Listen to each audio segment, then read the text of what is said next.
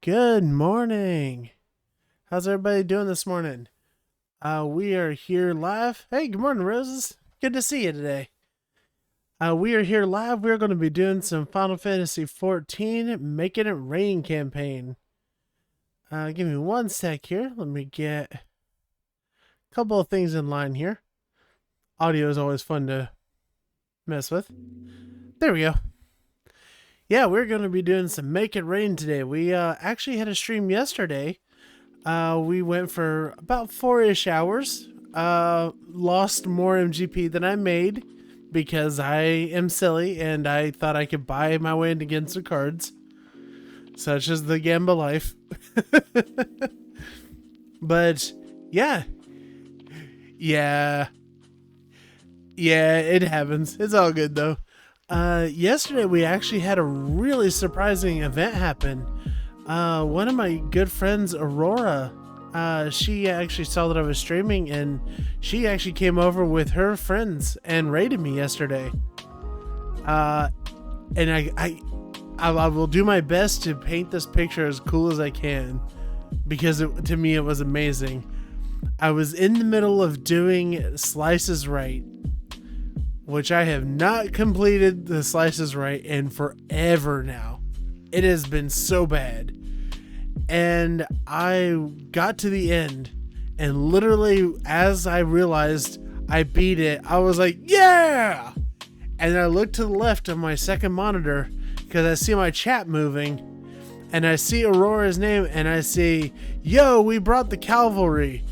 And in that same moment, I look at my Twitch window, and I see there are 60 people watching the channel at the moment that I completed the Slices Right. I was just like... my brain just overheated, and I was just like, oof. But yeah, Aura was really cool, and I have no problems always shouting her out because she is a super, super sweet person. And, there we go, shout out. And, in addition to her bringing her raiders and them hanging out for a little while, I also ended up making a couple of friends with a few of her moderators that ended up sticking around for the whole stream. And they are also very cool people, very fun. And I can't wait to do more with them. Yeah, yesterday was great. I mean, I have never felt so good streaming, and I mean that really and honestly. It made me so happy. Like, there is the possibility that I had enough people yesterday that I will actually get invited to the affiliate program, which has been my goal. And Aurora knew that, and that's why she came over to try and help out. And she's awesome. She's so awesome. I'd have joined if I didn't have her in a company. That's okay. It's fine. I've been having one of those days too. I get it. I have misspelled so many things in Discord today. I'm just like, I just need to chop my fingers off, I guess. But yeah, yesterday ended up getting up to 70 followers, and we had a pretty good number of people that hung around, and even just the lurkers, so I always appreciate, stuck around, and we had a good time of it.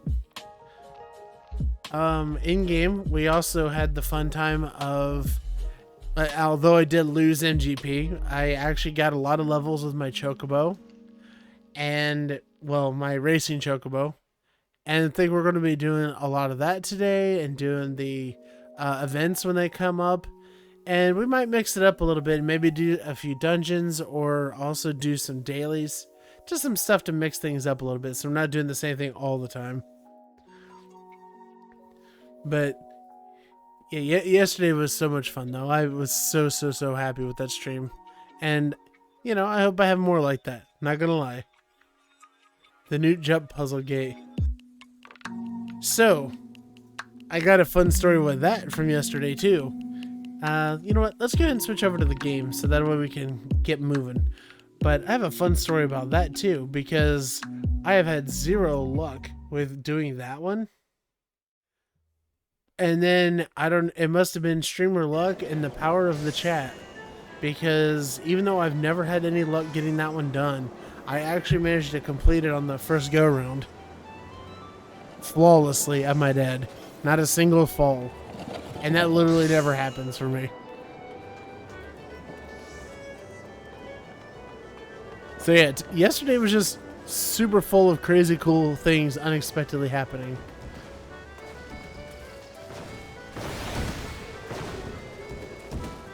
So, we are starting out today with something a little bit easy. Let's do Mount Corel.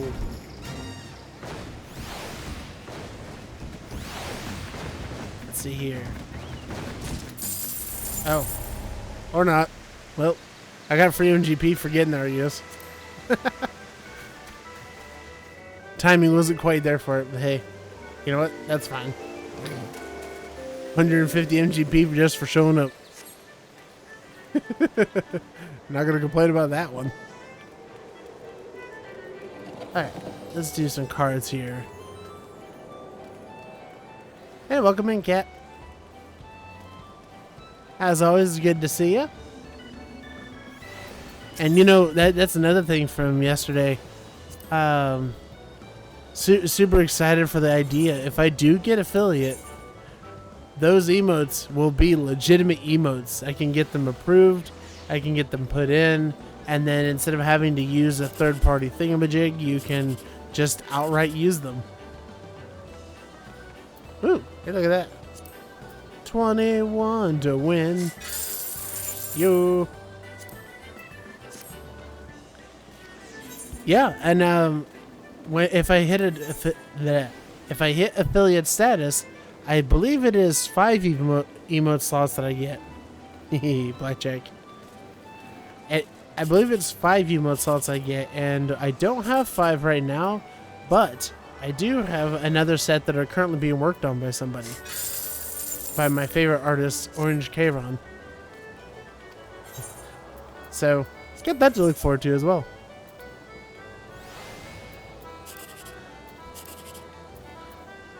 Oh, and since you two are the ones that are always here, just want to give you the early news, the sneak peek, as it were, that the model art for my new model is done, and it has now been sent to the rigger.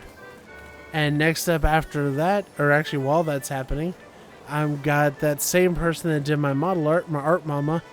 She's doing a reference sheet for fan art and stuff like that, and then she's also going to give me a nice full quality, high quality illustration to show off too. So it is just good times. Maybe? Hey! 21 to win. Again. Haha! Be all over here like do. Let's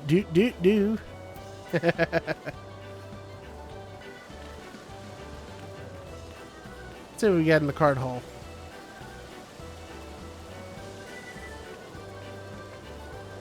By the way, if you were busy with real life company, I guess that means you probably missed most of Twitter's Armageddon that happened yesterday.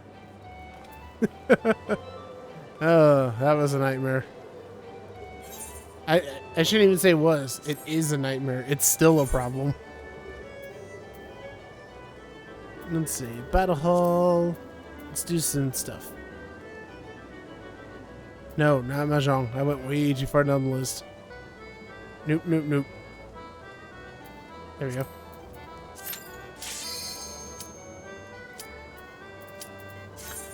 Can't wait to see your new model. Though I may low-key be jealous. You know, that's fair.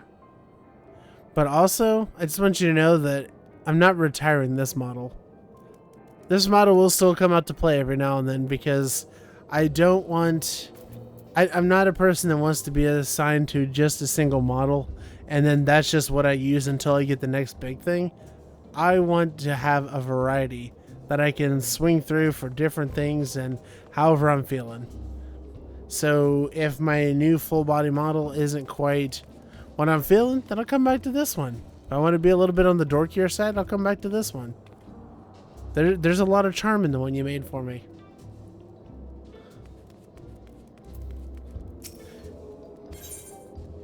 In truth, probably the biggest thing that I wanted to do with the new model, it is. I mean, just look at that face. Ooh.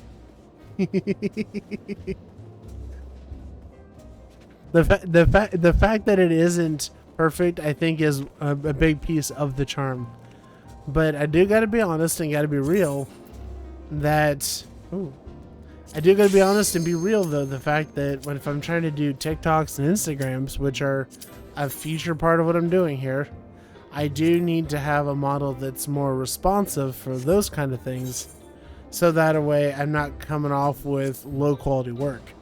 Because unfortunately, unlike my good friends over here at Twitch and on YouTube, those people have very short attention spans for content, so if it doesn't look good right off the bat, they're probably not going to stick around.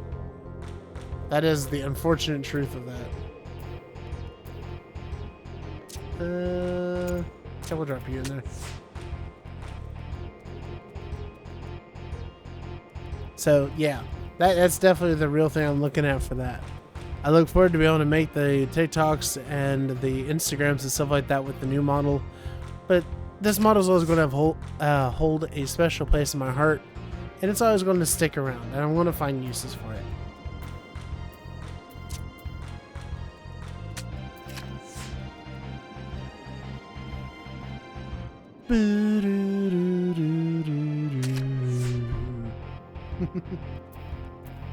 Oh, you cheeky guy. That's okay.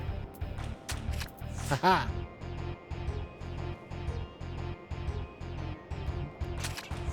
Dope. Haha.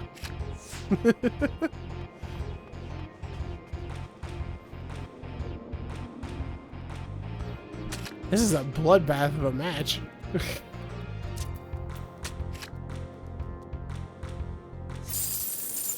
Meh. Oh well. Ooh, rufflet. Rufflets have feathers.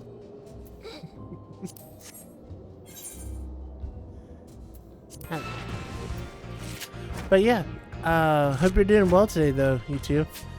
I know that it was just yesterday that I saw a cat on here, but hope you've been doing well, Roses.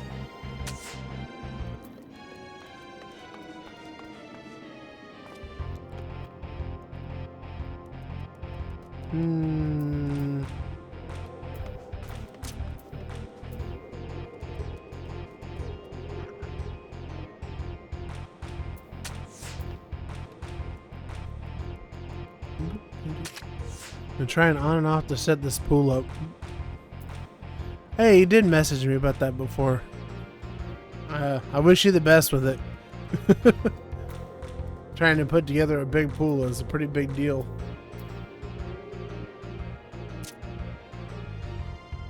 Let's see. It's heavy. Yeah, I bet. Anything that isn't like a little kiddie pool is bound to be difficult.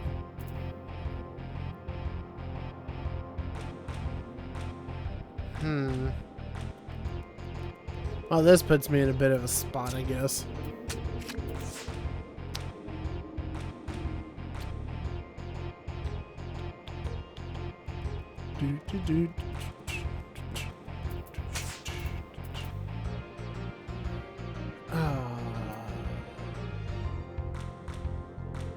Dang.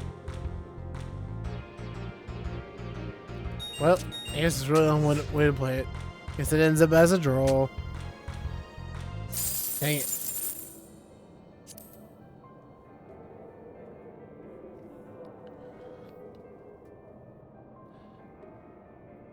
Oh, man.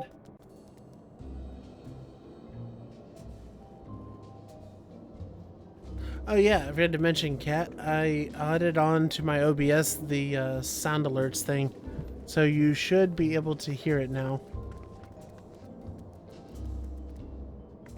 It should be able to.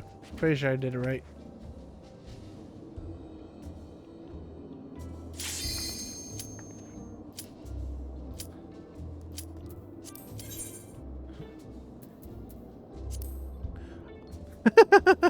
My opponent is Bork, Bork, Bork. Uh-huh. Yep. I heard the ooh-woo.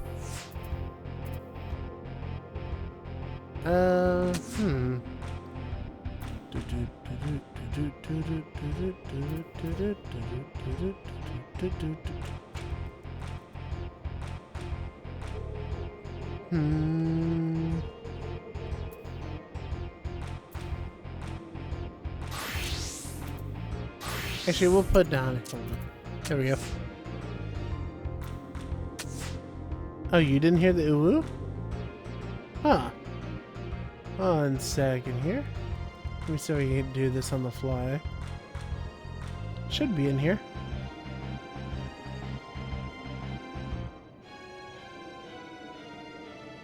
There we go. Try it again. It should be there now.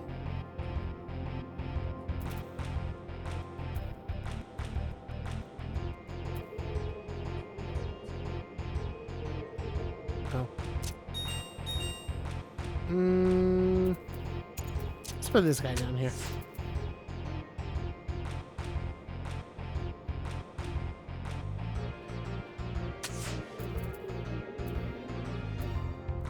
Ah. It hurts because this guy is playing it perfectly and I can't get around his thing.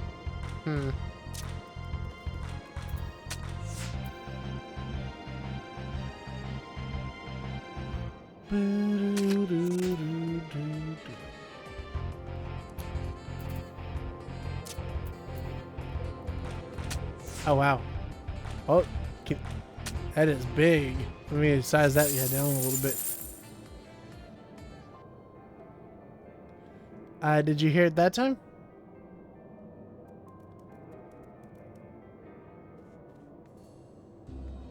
There. Let's make it a lot smaller.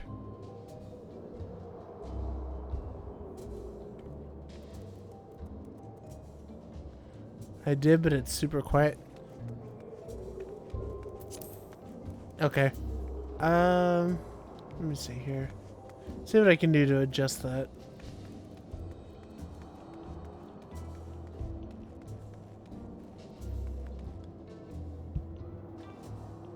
I'm not sure why that. Oops. Not sure why that'd be so quiet.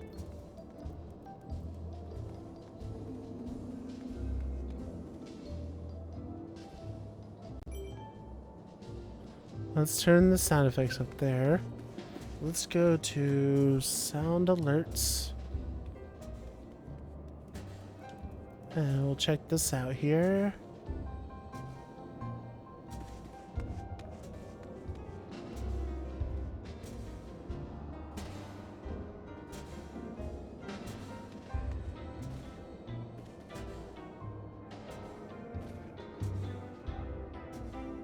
Ah, it's giving me a bunch of things. Okay. Alright, so it says played epic sax. Okay.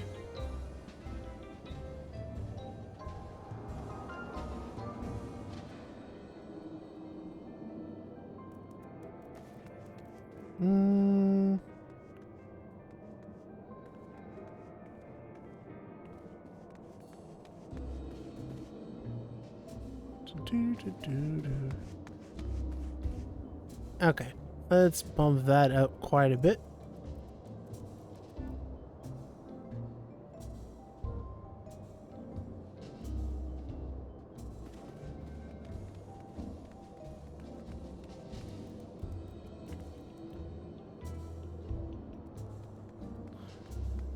Okay, so I just adjusted the settings on it. It should be louder now.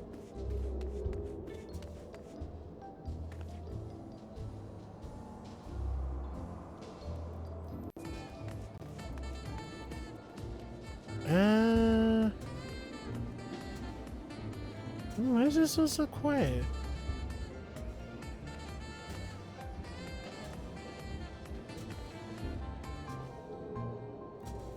Let's bump that up. Yeah, I don't know why that's coming across so quiet though. That's really strange.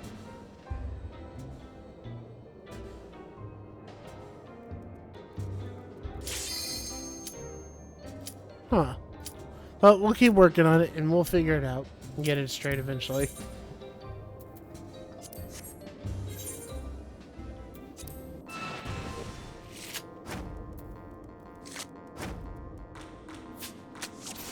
Let's see.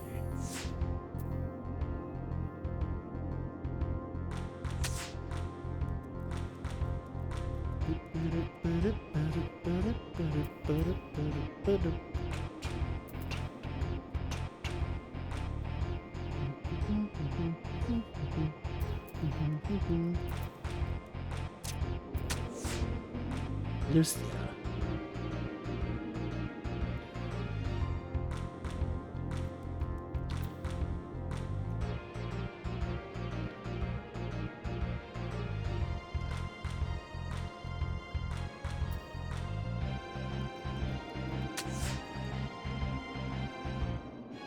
Ooh. Brace yourselves, the raiders are coming.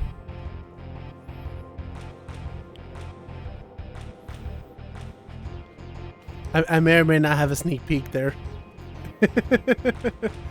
Having friends open in other tabs is always useful. Let's see. Oh, here we go. We can do that.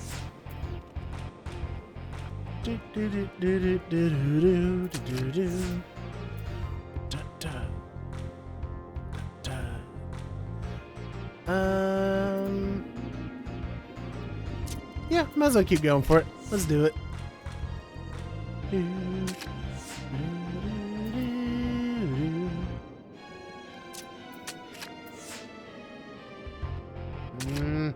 Man, I cannot seem to get a win. They are just all draws. Jeez.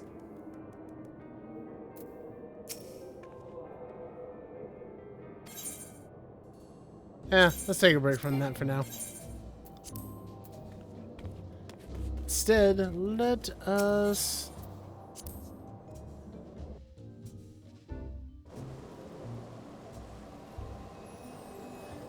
Let's see. Oh, hey, there's an event that's going on right now. Let's go check out what we got. Zoom, zoom, zoom.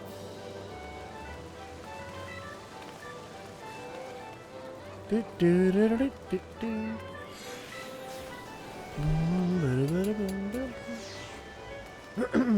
Goodness.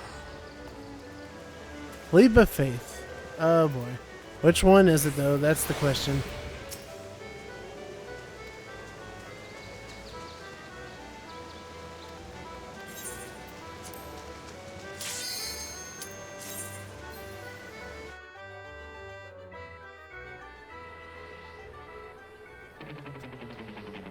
All right. Looks like it's the easy one today. Let's go. Oh, oh, oh, oh God, the chat. Ah. Sweet baby Jesus, my chat. Mean.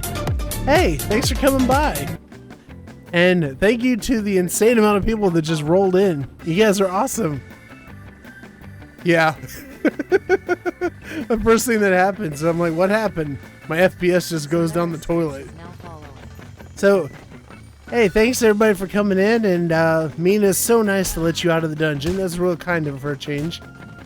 My name is Angelo. I'm a non-binary robot VTuber, and currently I am in the hell that is Leap of Faith in Final Fantasy XIV. So, it's a bit, yeah. Gotta appreciate how many people I have to go through. But yeah, it is the Make It Rain campaign in Final Fantasy XIV, which means double points, which means getting a whole bunch of cool stuff faster, like mounts. And this is what we're up for today, is we're doing this, and we might do some dungeons or stuff later, just to break it up a little bit. But yeah, thank you very much for coming by. I appreciate y'all swinging in and saying hey. And give me 1 second here. There's a list of followers here. Let me go through. Alright. Boggy Woggy, thank you very much for following. Kirsch Blut, thank you for following. Solaris Sticks, thank you for following. Val's Dislike Cheese is following. Thank you. and Lazaro. Thank you very much. You guys are awesome. Thank you for the follows. And also, that gives me a second to let the crowd thin out on this. So, win, win, win.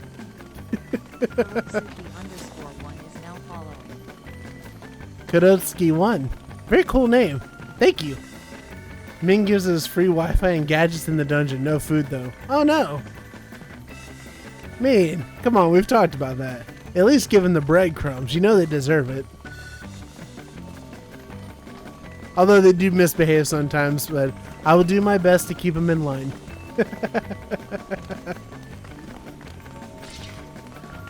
Oh, Jack, you like MechWarrior, huh? That is something I gotta get it better because the frame rate and stuff is pretty bad. Playing it in my current... Oh no. Oh no. It's kind of bad in my current setup, but I am trying to work on it because I also love MechWarrior and big stompy robots. I don't even allow it in the kitchen. I don't even know why. Well, it's because Mean's the one always cooking. I mean, that's a given, isn't it? Alright, thank you for lurking, Kirsch. I appreciate it. The occasional crumbs for treats.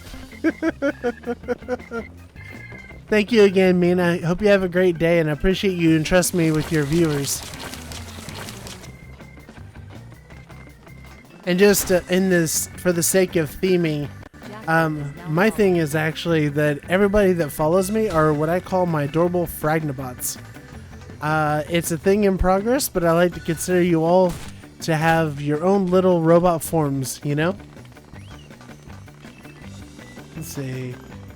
Thank you for the follow, Jack. Didn't play much because it was rough. It's free to play, but I had some fun while it lasted. You know, that's really understandable. I'm not gonna lie. They do have a pretty hard pay to win model, but it's more like pay to grind anymore. It's not so much a pay to strictly win. But I get that feeling. I do. Yes, you guys are adorable. I mean, well, I don't know. I don't know if you're used to that kind of kindness, but we'll take it in baby steps. Let me shout out real quick because I got caught up in everything else. So sorry about this. One sec here. There. Hey, I said... There we go. Maybe? Did my chat just totally die? Okay. The power is overwhelming. But let's see here. So that's a shout out to Mean for my followers. If you could go give her a look, she is really fun to be around. She's a little bit on the saucy side, but she's a good sweetheart. But anyways, as I was saying now, yes, you guys are adorable. Let's see here. I gotta find a better layout for my chat because I am not keeping up. Here we go. Oh, if you want to play, yeah, if you want to play the Pokemon game, you have to set up for it, but it takes just a minute. Let's see. Played something on a mobile a while back called War Robots. Yeah, there's actually a game that's out right now. It's a lot of fun that I would recommend called Mech Arena. I know this might be taboo to say. It's actually made by the same people that do Raid Shadow Legends, but it's actually good. There is a lot of the free-to-play stuff, or excuse me, pay-to-win stuff, but it's not anywhere like Raid Shadow Legends on that regard. You can still have fun and be bad, as it were, if you want.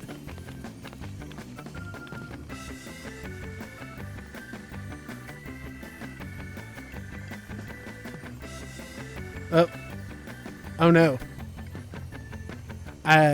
So I'm sorry about that with the Poke Help. I guess it got blocked. Sorry.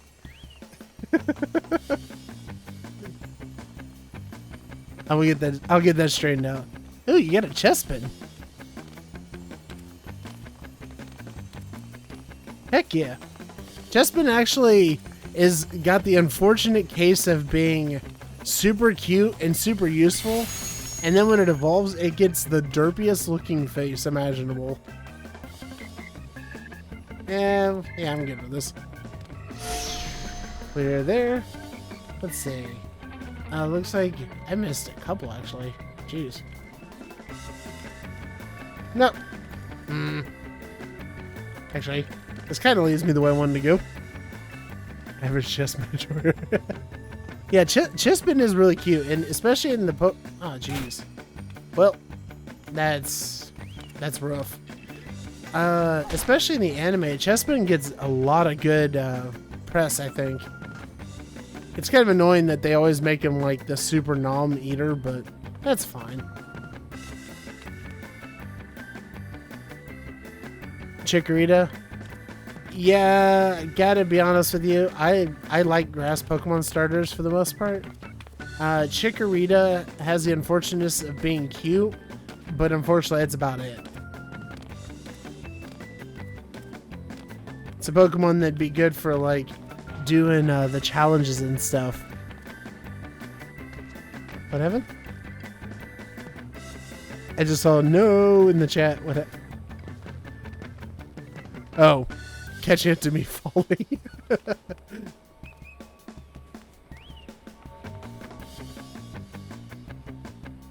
Yeah, I feel bad for Chikorita because it really is. Good news for Chikorita though. Ooh, hey, I missed that one. Good news for Chikorita at least is that a lot of the Pokemon fusions and Pokemon Infinite Fusion look pretty good. Got any game suggestions? Let's see. Oh, here we go. Gotta scroll back up. So during men's stream and still ongoing now, I've been scrolling on the Steam sale and I just don't know what's interesting and good to play. So let me ask, what kind of games are you into first? Because the Steam sale has like an insane amount of stuff on sale all the time. I've got some suggestions when it comes to RPGs. I've been playing Infinite Fusion. Yeah, I've watched people play. I haven't had a chance to start it yet though. I gotta set it up. But I definitely look forward to streaming it in the future. But yeah, it depends on what kind of games you're looking for, what you might want to get from the Steam sale. Because it is quite literally anything, any category. You like action games, you got the Assassin's Creed game sale, which is a crazy good deal for those games. It's like 90% off or something like that. Let's see, usually pick fire types. You know there is nothing wrong with being a base Charizard lover. And Blaziken, I don't know what it is with Gen 2.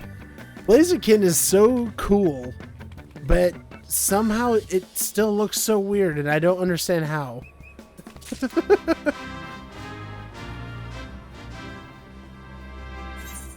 It's also fun because you can make Pokemons that normally don't work actually useful. I might be based on and biased on this, but there is a streamer, Reese TV, which I will shout out because she's also a good friend of mine. Let's see here.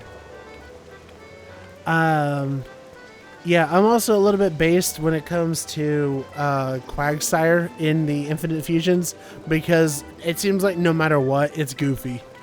And I'm just here for that.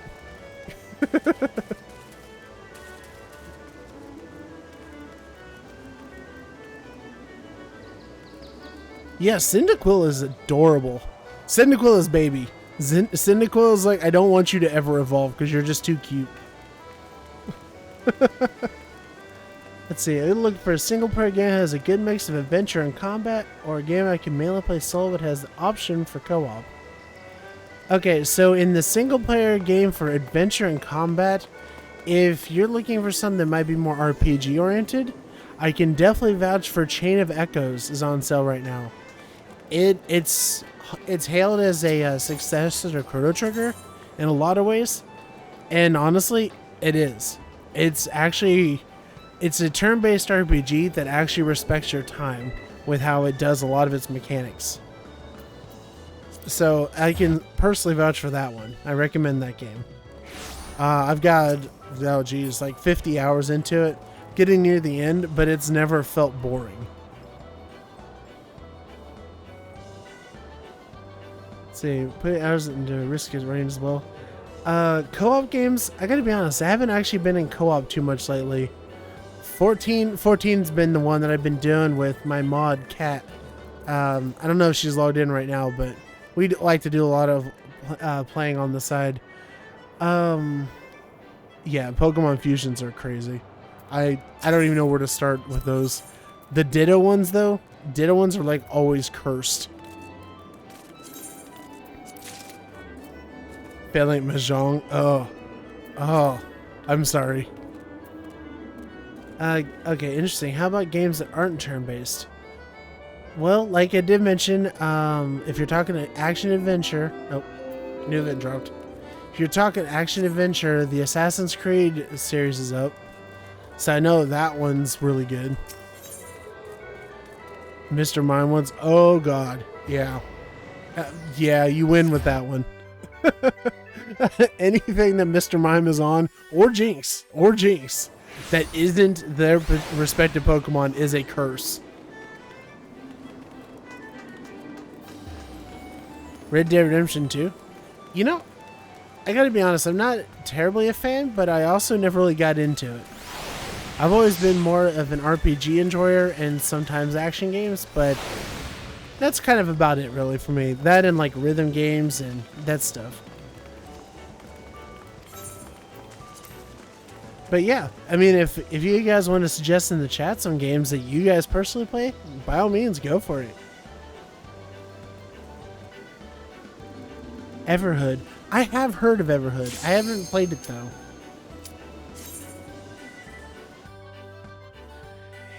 Yeah, you know, I gotta be honest. Oh no, I've got the worst. Oh no. I gotta be honest, when it comes to the Steam sales, most often, I actually start by looking at what's on the biggest sale and what's the cheapest, and then go from there. That's where I usually start. Because a lot of times, it's funny like that. A lot of times when you do that, you end up finding games that you've never heard of, but end up being actually really good games that you just never would have heard of otherwise. Oh, I missed it. Can't see. So many people. There we go. Let's see.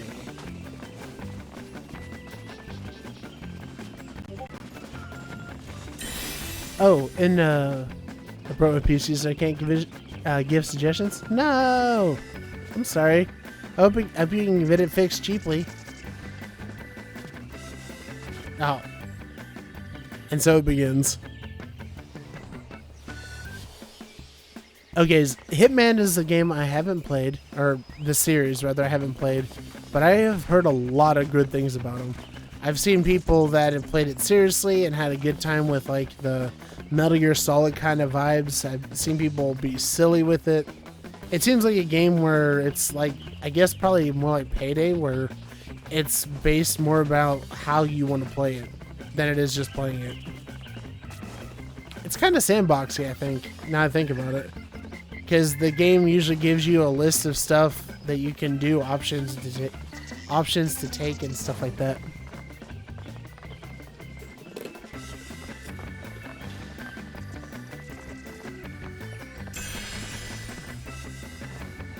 By the way, for the people that are here still, I almost forgot to mention this earlier, but I actually have a new model that I am currently getting worked on and rigged up, and I will be looking.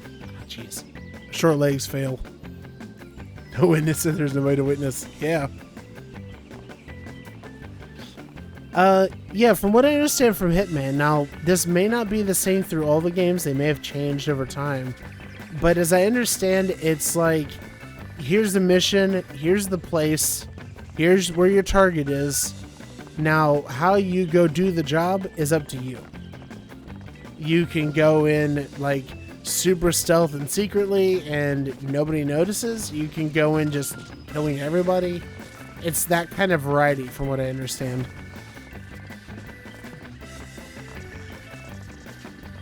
But again, I have watched some people do playthroughs where some of the most funny shenanigans happen when the plan just goes tits up on them. Let's see. There we go.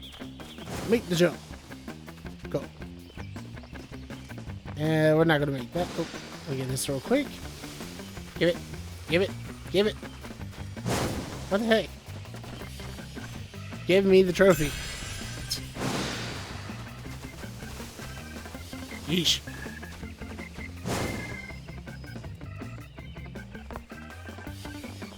Yeah, I think that makes sense on a balancing level.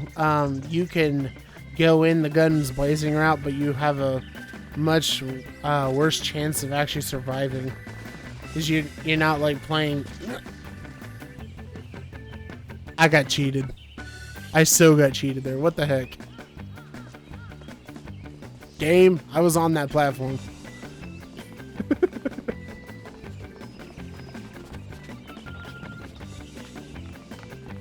Let's see. Games I currently play often involve playing with friends such as Dota 2 and Risk of Rain 2. Yeah, I mean, those are both great games. And also, yes to the solo aspect.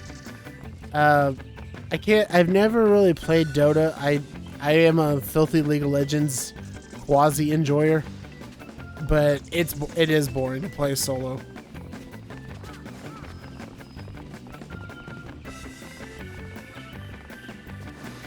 Let's see here. Yep, let's try this again. Like Payday, where below top difficulty you can build to be immortal. Yeah, it really depends on... Let's see. That's why I'm mainly looking for games to play without having to wait for them. That is understandable. I do get it. When it comes to action games, I would say if you like robots and stuff like that, if you ever find MechWarrior on sale, or if you find it on like Game Pass or something, those are actually pretty good for the mech genre and be able to do first-person stuff. Aw, man. I'm so bad at this. My character is built for being cute. It is not built for jumping.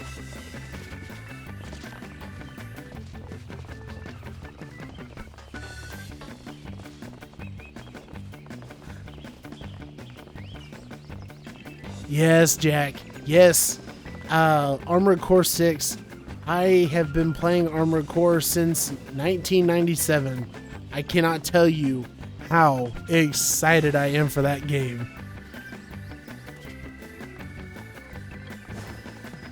Let's see.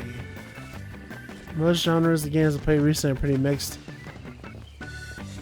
Yeah, I can feel that, Lazaro. I'm in the same boat a lot of the time. The FromSoft mech game, yes. If you enjoy mecha games, if you enjoy Dark Souls games, or just really solid action games, try it. I mean it. If I wouldn't say buy it full price if you're new to the franchise, okay? You might be able to find like a sale or something like that, but I'm really upset that they haven't shown more footage for the game. But I do have a lot of confidence because they don't mess around when it comes to Armored Core. Armored Core is the grimmest timeline when it comes to mech games. Damn it, Ex Machina. I keep meaning to try that, and every time I say that, I then forget about it.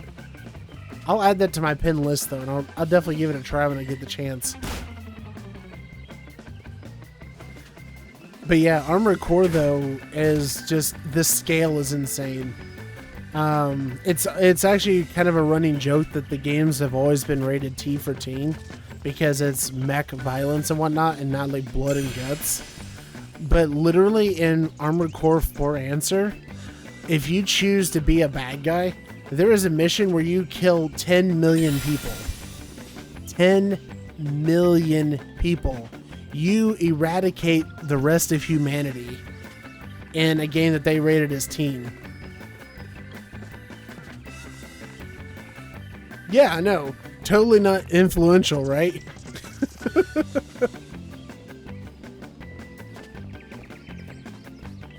But yeah, for those that don't know, just a little fun history lesson. Most of the mechanics and concepts that are in Dark Souls... This 10 million ain't so bad.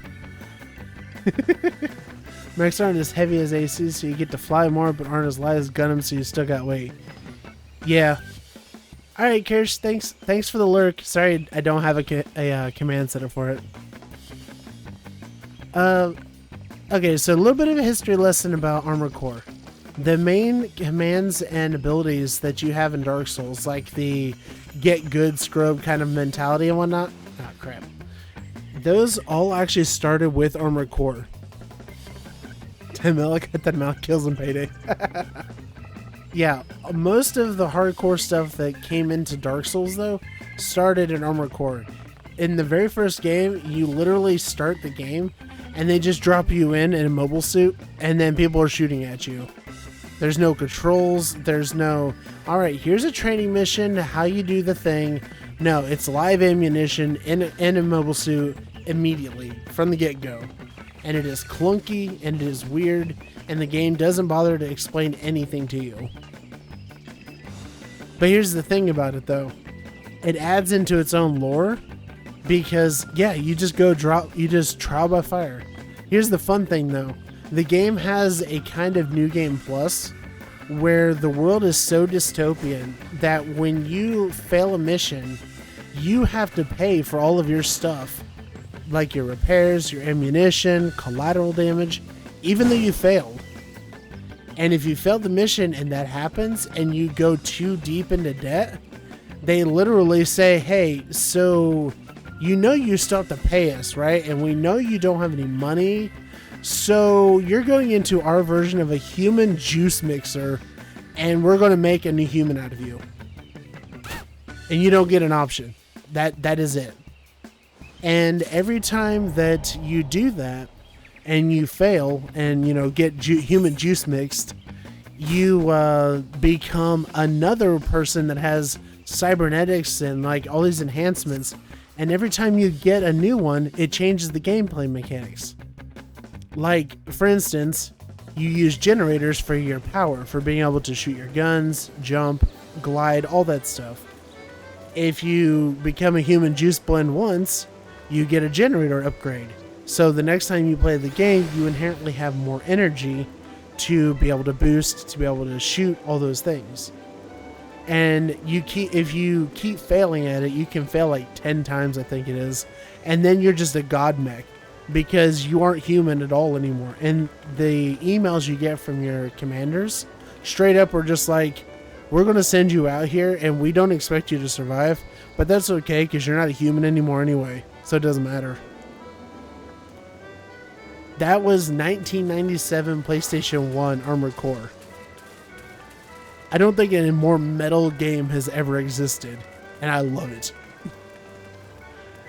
And as time's gone on, they've only gotten better. Like, sometimes the mechanics and things shift in ways that are kind of weird, but a lot of that I think has to do with the fact that FromSoft didn't have the ability to make their own games.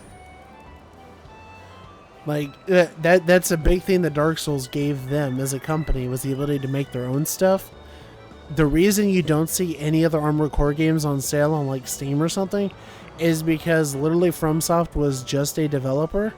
So they had like, 7 or 8, I think, publishers over the years. It was crazy. It's trying to find Armored Core games and not illegally pirating them is just downright impossible. It's hundreds of dollars for pretty much any of the games if you find them. There should be. FromSoft owns the rights to it. I don't understand what's taking them so long or why they haven't made some sort of collection, Yeah, the 6th one on Steam comes out in August, I believe. Let me verify real quick. Let's see. Armored Core 6 release date. Yes, August 25th is when that one comes out. And I am absolutely going to be streaming that one because I love the series. Yeah, the thing with the I agree with you on the Master Chief Collection. Oh, hey, if it's for your birthday, heck yeah. That's what I'm talking about. Yeah, here's the thing with the Master Chief Collection you got to remember, though. is, in theory, it was there, but they released it and then they filled in the games later. So up front, if you were somebody that like got into Master Chief Collection off the bat, they gave you like 2 games and they're like, we'll give you the rest later. It's an IOU. And they did live up to it. It's not that they didn't release them, but it was an unfinished product coming out the gate. But I don't see why FromSoft hasn't done it yet, honestly. They really should just jump on that, because there is a ravenous Armored Core fan base out there.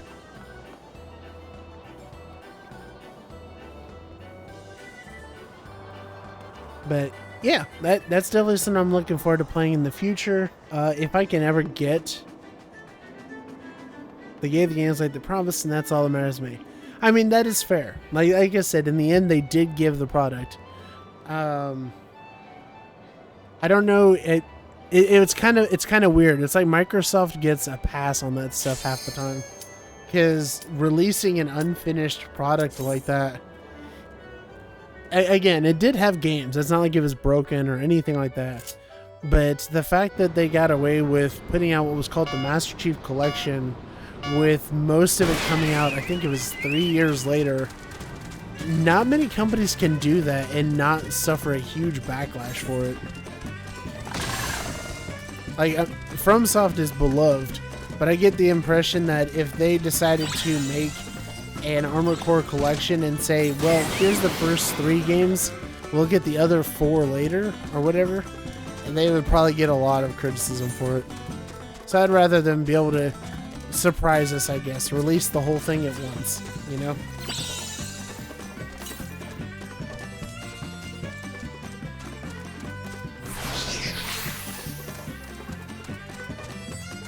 Let's see. Oh, man. But yeah, I've been with Armored Core for a long time. Haven't streamed it or anything, of course, yet, but maybe someday. Take me 3 years. They take to release other games to just finish the first few games. That's actually a really big thing too with the Armored Core series. Is while it's more linear in the sense of what you can and can't do, it's not as bad as Dark Souls. Like, I know newer Dark Souls, you've got more paths and more options and whatnot, but Armored Core really follows, for the most part, 1 or 2 or maybe 3 storylines that you can get in on per game. So, you know, there is that to consider, but the fact that you can do all these different kinds of mechs is so cool. Mecha Counter-Strike type game called Hawken. Oh, Hawken! Yeah, I actually played that for a little while when it came out. Unfortunately, yeah, it died. It did not last very long. I did play it though. It was a fun game. I think they made like a remaster of it. Let me see. Let me see if I'm thinking of the correct game. Yeah, Hawken Reborn. It's actually on Steam.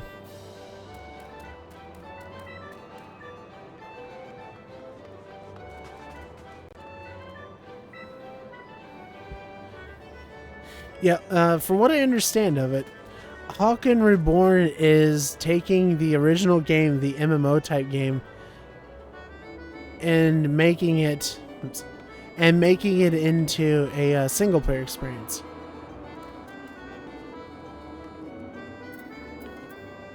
Let's see. Did not level up, so let's do another race.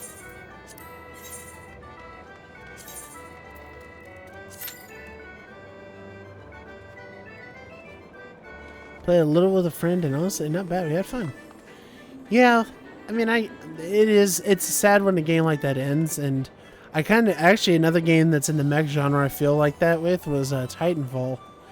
I was very late to even hearing that Titanfall even existed, and then by the time I got into it, it was Titanfall 2, and then EA did an EA, and then that game just died.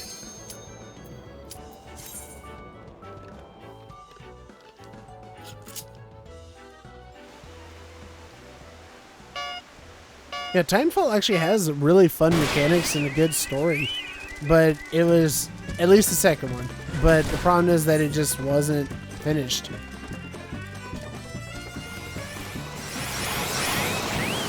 Like it was definitely a game that was mechanically designed in a way where it would have been a lot of fun to play with other people, but we just didn't really get that.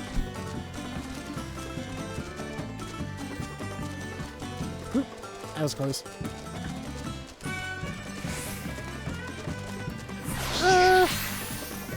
You know, Warframe kind of sits in its own genre. I personally would say that it counts as mecha, but I also would say that it's like Destiny in some ways too. It kind of depends. It depends on who you ask. Because like technically you're in single person suits, but it's not anywhere near your traditional mecha. You know, no big stompy robots, no control schemes. It's you and like an alien style exo armor.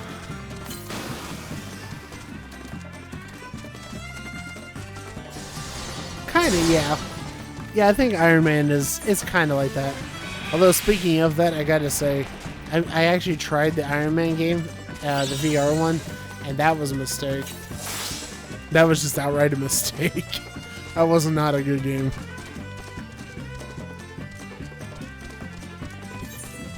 Man, how's this person leaving me behind like this? Jeez. That person just blasted past me. It didn't make me sick. It just wasn't really fun. Like I did it for a little bit, but it felt more like just a tech demo kind of thing.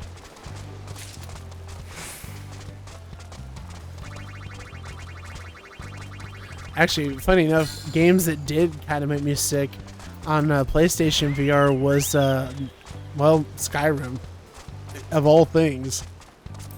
A game that I've got hundreds of hours in on other platforms, and I thought I'd play it on VR, and oof.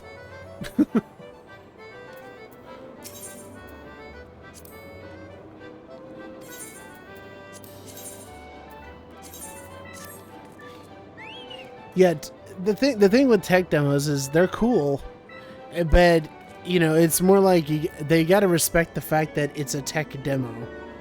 You know, you can't say, hey, ooh, open tournament.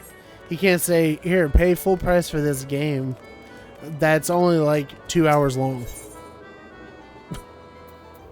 That's just kind of a what the heck, man.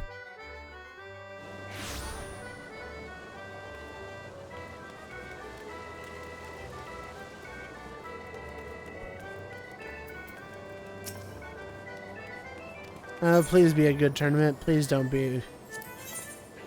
Same in 3 open. Okay, I can deal with that. Let's PvP card game. Not quite Yu-Gi-Oh style.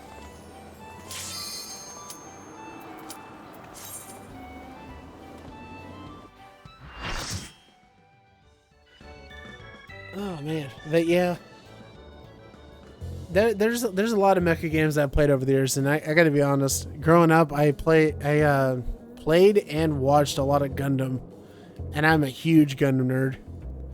I really enjoy this series. You get the game where you can go out for lunch and come back in time for your turn. That is such a valid. Oh my god, you could replace that with Magic the Gathering, and you're still exactly right.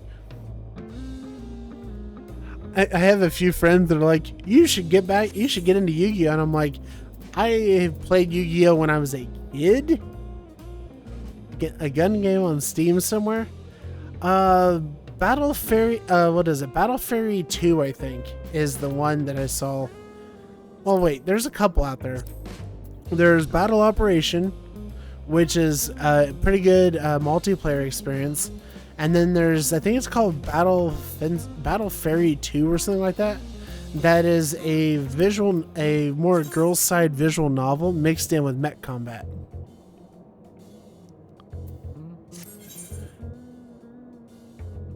Let's see. Insert card game here. Yeah. And high chance you won't get a turn because the enemy's one turn kill you. So, real talk, I used to play a ton of Magic the Gathering, and I had fun doing tournaments with local people and stuff like that. But I just got so sick of people that would spend days of their life when a new set came out going, okay, so what is the best way to one turn kill somebody? I'm over here like, I've got a full-time job. I'm playing this game because I'm having fun with it. And these people are min-maxing a tournament that gets them like 4 card packs. It's just like, come on, y'all. Really? Really? All the things you can put your life's energy into, and this is what you're doing. Some people do try really hard, and you know, I gotta be honest, I respect the grind, okay? There are people that do it, and they do it well, and that's what they like to do, and that's fine. But sometimes it's like, show a little restraint, you know? Sometimes just be like, okay, you know, maybe that's a little bit too ridiculous.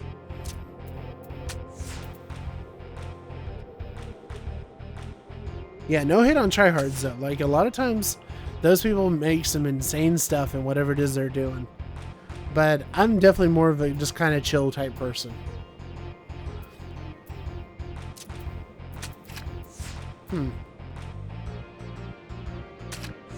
Oof!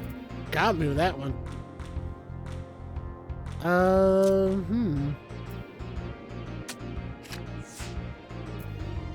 Now will they... Yep, they win. Dang it.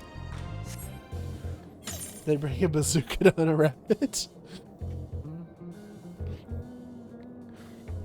Yeah, that's kind of how I feel with tryhards in general too. Is like having a more serious competition that's elevated. The people that are doing more than just playing the game at an entry level.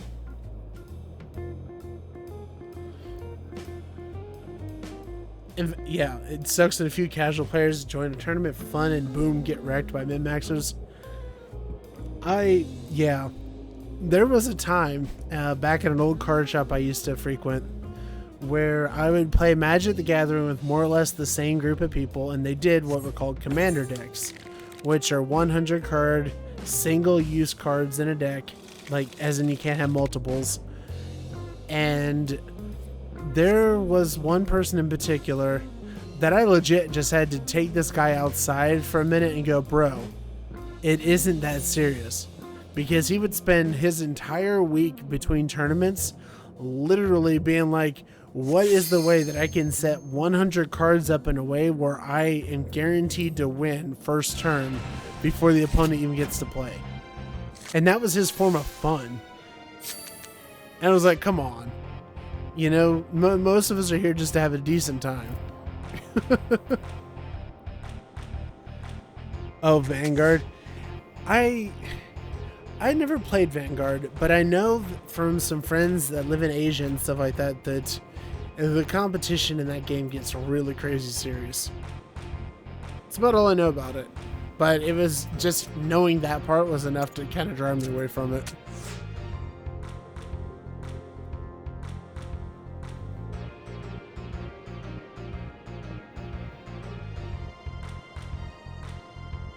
One, because of RNG.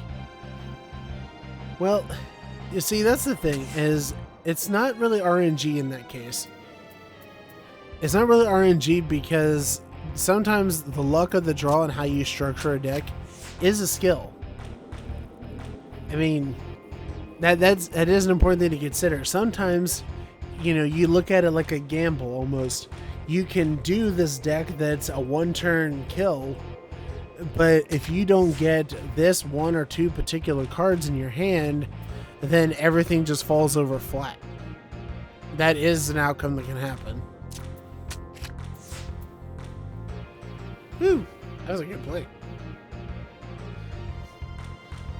So yeah, there is RNG and then there's min-maxing, and there's some difference between them. But I got kind of tired of investing so much into card games. That's the main reason I just stopped with it.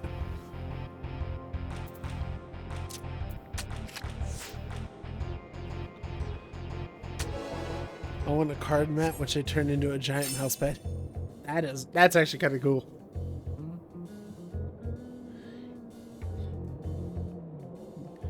Yeah, you're absolutely right on that, Jack. That's a big thing too. Is you've got people that they're playing card games, collectible card games, and trading card games like they're trying to get a payout in Vegas.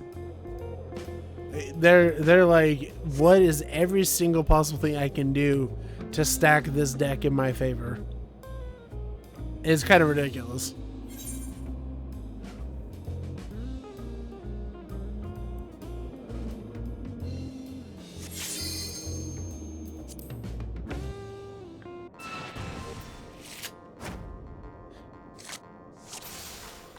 Yeah. The really funny part about that is that the same people that would go to those kind of lengths are the same people that don't understand that doing that same behavior at a casino would literally get you thrown out. And you wouldn't win anything.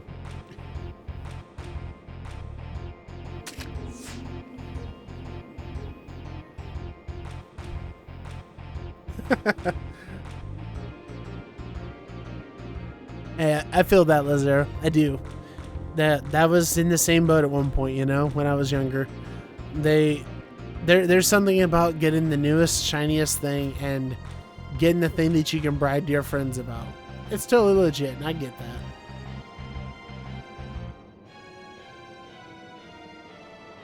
Let's see. Here.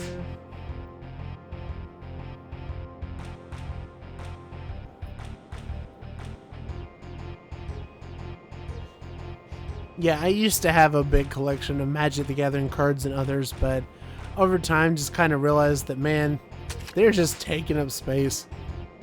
There might be value in them, but there probably isn't. The ones that probably had any value are probably just ruined at this point. Let's see, what can I play?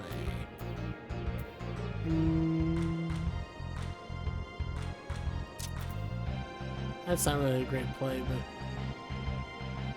Actually, here we go.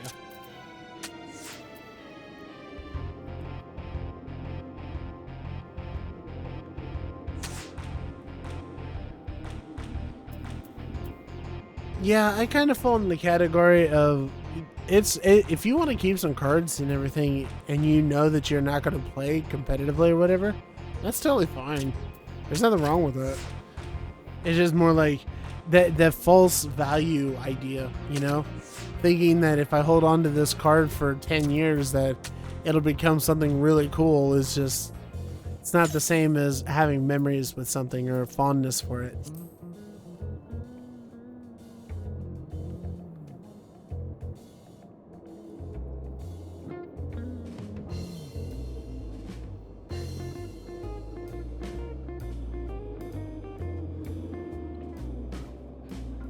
In fact, actually for a while there, I was playing the Pokemon TCG and having a lot of fun with playing that online. And then I got some of the cards in real life because I love the art on them. Alright, Jack. I'll catch you later. If you're back today, awesome. If not, it's been great talking to you, and you have an awesome Sunday, alright?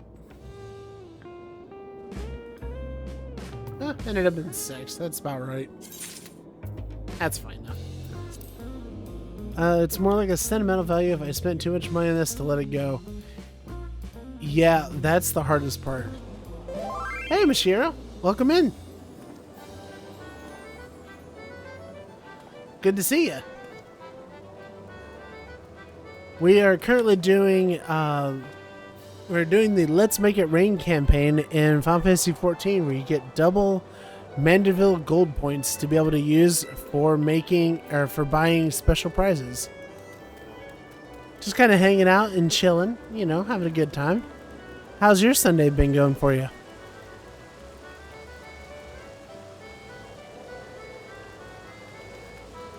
Let's see. Oh, 7 minutes, okay. Actually, how much do I have right now? Oh, oops. Trying to see the deck, so I was thinking to myself, good times, and just leave it in my drawer somewhere. See, that, personally speaking, that's actually okay. Bit 6, so lots of sleep. Oh no! Well, hopefully you can have a cozy time and hang out, and just kind of vibe and You know, take some medicine. Do what you got to do. Hope you feel better soon, though. It's never fun being sick. But yeah, Lizzer, I totally, that's valid. Like, that really is. Even if you don't play a game anymore, if you have memories with the deck that you're using, and, you know, it doesn't take up a lot of space and everything, there's no problem with keeping that and just looking at it. Not everything has to be used to be worth something.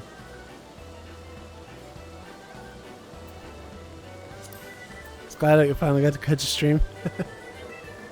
Well, I'm really glad that you came by. I appreciate it. You know, it's always the more the merrier, and I tried to stream on Sundays, usually around this time. And then I'm also considering doing more evening streams on Saturdays as well. But just as a quick heads up, I am also streaming on YouTube's. Wow. I am also streaming on Monday on YouTube. And we're on the tubes. Yes, all the tubes. You see this head? It is 100% cathode ray tube. Anyways, though, Mondays on YouTube, I'm actually streaming Subnautica and having a really good time over there with that. And any streams that I'm doing here on Twitch, I'm also uploading over there. So if you ever do miss a stream or you want to go back and check something out, feel free to check me out on my YouTube channel. I'm not great at editing, but I'm trying to get better.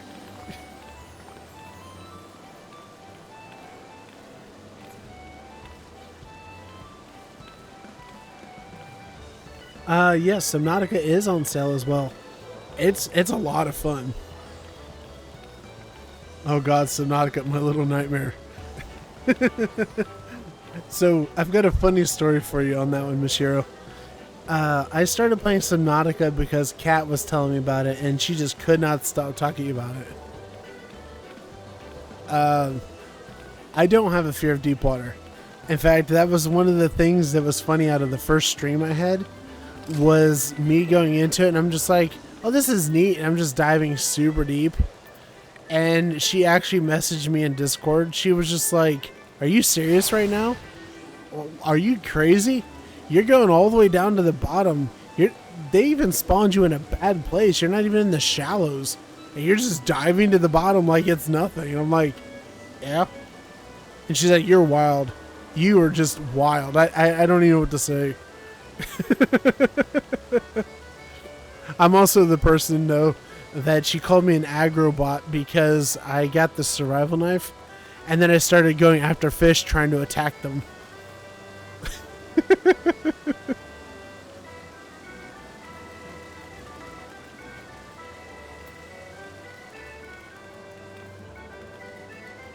Yeah, this robot doesn't have any fear, apparently. Hey, get the facts straight, Cat. I died the second time I free dove. The first time I made it up fine. The second time I hit the wrong button on my controller, and I had the inflatable fish, you know, the one that zooms you to the top. I thought that using the up command, the special command on it, would give you oxygen, like you breathed in the air from the fish. What I did not know was that actually would make the fish be inflated with water instead of air. So my escape route just went literally away. Yeah, I tried to inhale the air bladder, and instead it just filled up with water and left me stranded. Played maybe an hour before I noped out. You know, that's understandable. If you do have like a fear of water or, you know, the unknown and stuff like that, I totally get it. Subnautica is kind of a scary game in that regard. But there is a mode on it, though, where like you can just be what's called creative mode, where you can just do whatever and there is no like fear of death or dehydration or any of that stuff. It's basically like Minecraft creative mode, I guess. So, you know, if you wanted to just check out the scenery of the game and just admire it, it's also like Halo Forge in that sense. You can just do what you want to do and don't have to feel the pressures or your fears as much, you know?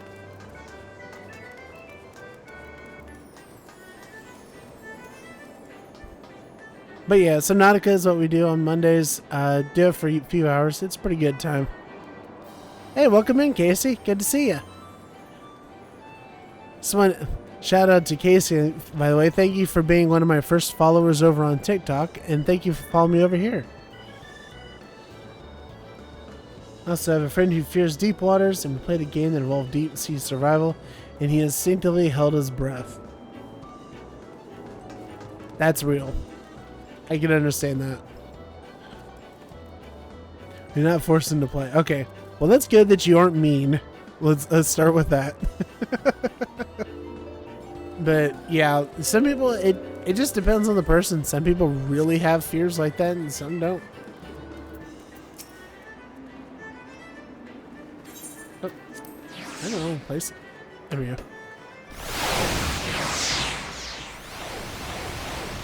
Well, I appreciate you being here, Casey. Thank you. Also, holy crap, that's a lot of people. Zoo, zoo, zoo. Still have not finished Subnautica because I was too afraid to go deeper. I could see that. If you come into the game fully immersed and like really into it, I could see how terrifying it could be. I really can. Me, I just find it fascinating because I love the ocean and stuff like that. So I just find the creativeness in it and not so much the fear of it. Although, I will say in my second stream, I try to keep my streams family friendly in the sense of not much cursing. The bombfish scared the bejesus out of me. The bombfish was the first F-bomb that I've dropped in my YouTube streams. Or crash fish, sorry. So not a good VR. I'll pass on that one. Not that I have a fear as much, but that immersiveness of it, that might be a little too much for me to handle personally. Horror games. So, I like watching horror games. I am terrible at playing horror games. I might get better at it as a streamer now, but when I was not doing streaming, I'm terrible at horror games. I can't stick with them. Like, I'll get too rattled out at some point and just be like, nope, and just never play the game again. Or I'll get frustrated by something in the game and then stop playing it. Like, same, I'll watch people play. If I play, I'll not move from the save point. Yeah, I think the closest... Okay, the two horror games that I've gotten the farthest in actually playing were Dead Space 1, the original one, and then playing Resident Evil 2. Oh. You ever try Phasmophobia or just out to watch it? You know, it might be a matter of because people multiplay on Phasmophobia a lot or something, but the game doesn't seem like it's that scary to me.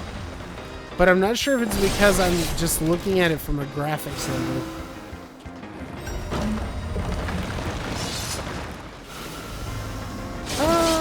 I don't know. Dead Space 1, I think I would argue is actually a pretty solid horror game. Dead Space 2 and 3 really became shooters. But although to be fair, the remake of Dead Space is more shooter-like. So I could see your point on that. The original Dead Space didn't have like all those quality of life improvements, so it was definitely more in the horror genre.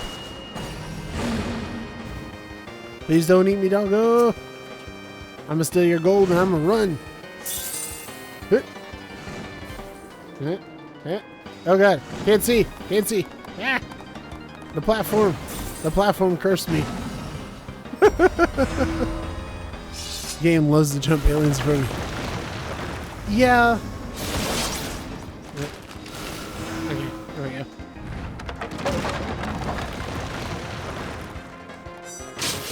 Yeah, Phasmophobia, that's what I'm saying. I think Phasmophobia would probably be scary, but scary fun. But I think it would involve me having to get with some friends or something first, you know? Aw. Dang. I was in a bad spot.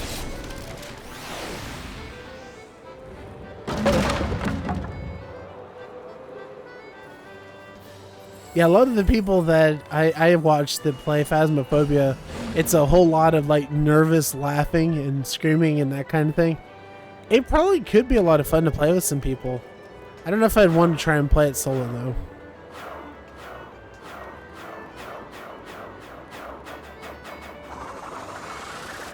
Huh. I guess Monsieur just ain't afraid of no ghosts.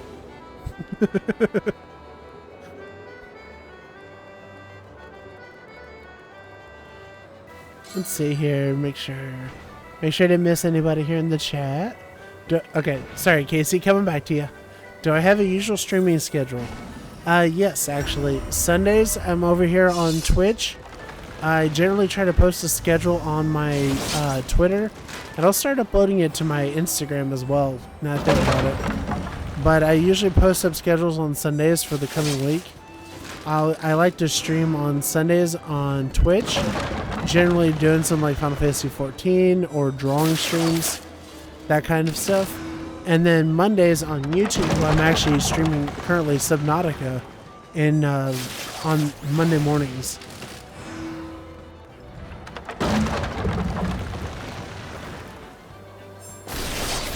Oh, and I'm also trying to get in Saturday streams, but my work schedule makes things a little bit variable on that, so I can look for Saturdays to be guerrilla streams, because more often than not, I can't schedule for those ones, just because I don't know when I'm getting home from work. Let's see, most horror games list scary co-op. That is true. There's always a level of reassurance and fun when you have somebody that you can laugh at or laugh with or get laughed at by when you're doing jump scares.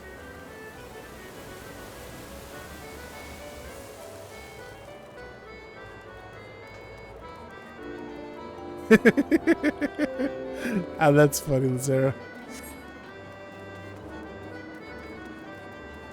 I think that's why I'd want to do something like play Phasmo with friends or with viewers or something like that, is because I think the sheer ability to clip stuff like that just makes it all worth it and makes it so much better.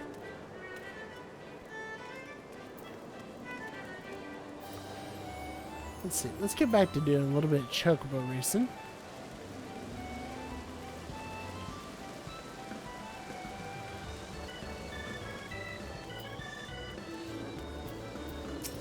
Let's see. Yep, down to the chocobo square. Let's go.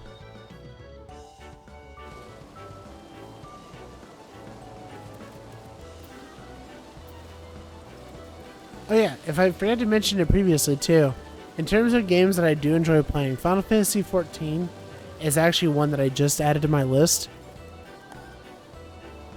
Listen, McGoober, and doing something wrong. I think your Discord link may not be correct. Oh, hold on a sec. Oh, dang it. Okay, thank you for that. Give me 1 second here, I can correct that. I guess the invite expired. I don't know why it expired, but yeah. 1 sec. And I'll fix that.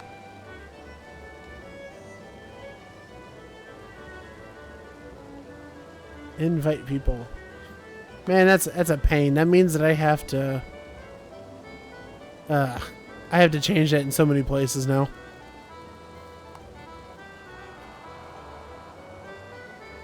There we go. There's the new link. And yeah, I need to change out my stream element spot here.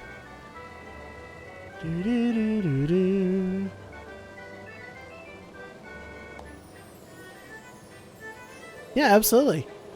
The server is still pretty new, and there's not a lot of people in it, but I always encourage more people to come in and hang out and chill. One of the big things that I got going in this server right now is a optional rule called the support squad. That's set up so that when you're hanging out, if I'm not live or there's something that I'm not streaming or whatever,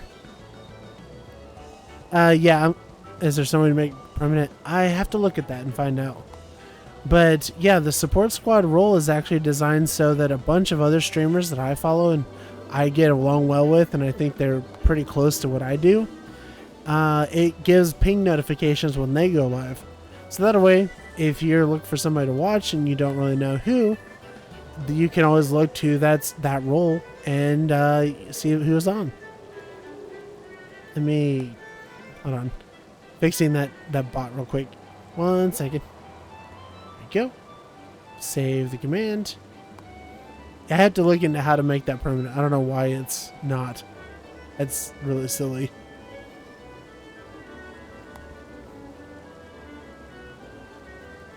Okay, just making sure. Let's ping the bot real quick. There we go. Nice. Alright, now we got the correct one. Again, thank you for the heads up there. Now that is correct for everybody to look at.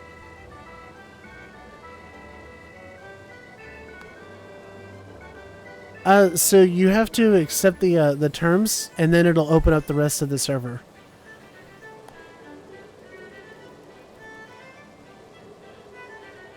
Basically, it's just my standard rules.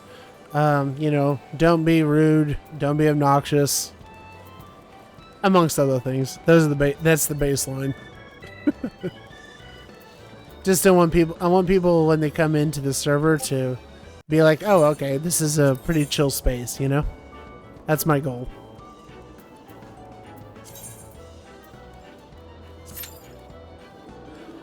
Also, I have to look into it. There is a future feature that I want to put in on the Discord that'll do links to art streamers. Okay, cool. You found it. Awesome. Welcome into the server, by the way. I'm hearing the Discord in the background. I'm also wanting to do a future feature with my Discord where I'll start putting up links to artists and stuff that I follow, because Twitter is Twitter and not great right now. And I know a lot of my friends that are artists are really struggling to get things to work because Twitter's just kind of bombing.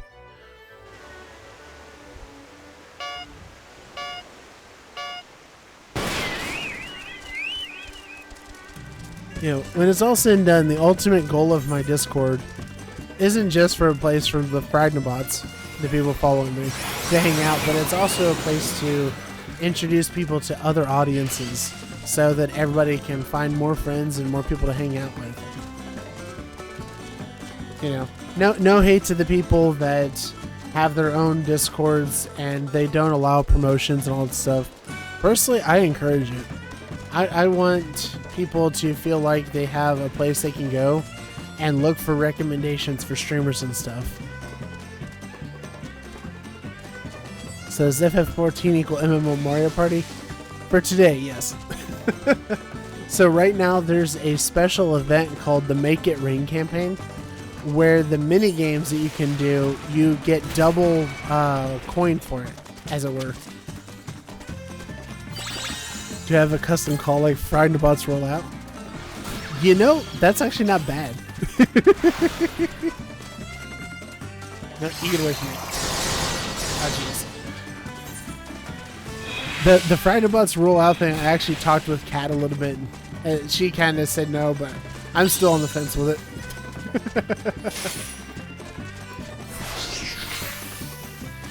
Yeah, the Gold Saucer, sorry, as I was explaining before, the Gold Saucer is a whole bunch of mini games that are designed to be able to give you something that isn't just doing dungeons and killing stuff, you know? It's meant to just be a fun side story thing.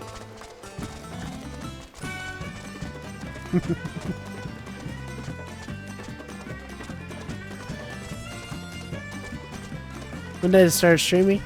I've actually been streaming for a few months now. I'm only a part-time streamer. Fragnabots rollout. Well, you heard it, Kat. It sounds like that might be the new one to go with. The current raid message, though, is Fragnabot comfort raid, positive reinforcement inbound. It's a little bit a mouthful, but I like it. I like being able to use that when we go raid somebody, because, you know, they know that they've got a good group of people coming in to say hi.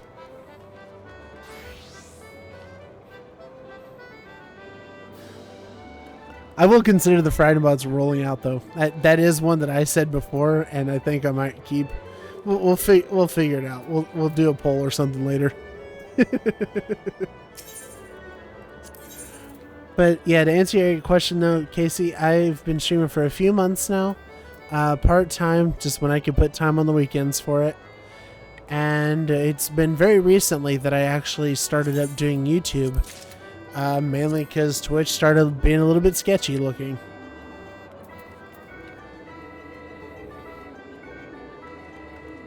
Lazaro, you have no idea how many times I've tried to find somebody that can do good like Optimus Prime art and stuff like that.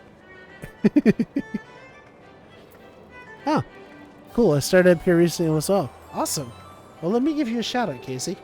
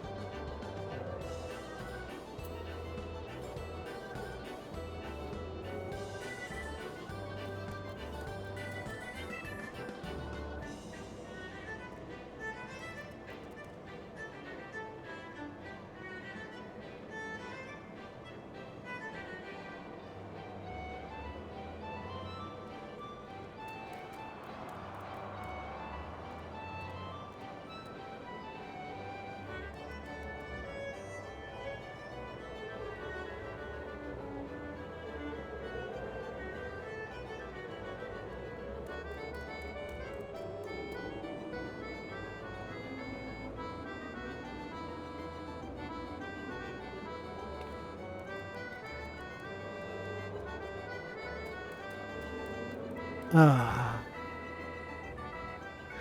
Don't mind me face palming. When I was going through stuff, I accidentally muted the mic. Thank you, Lazaro. How did I even do that? I don't even know what I hit to do that. Man, okay. So, geez. Now it's the question of where did I stop talking? Okay, so as I was saying to Casey, I might be able to help with some of the bot stuff depending on what kind of bot you're trying to use. Feel free to drop it into the Discord in like the general channel or something, and I'll take a look and maybe we can work something out. Regarding my own streaming journey and figuring stuff out, I was intending to start streaming a year ago, but I'm on a Macintosh, and I'm here to say that it ain't easy. It's absolutely not easy. I love this machine, but it's taken a long time to get everything lined up to where it just streams.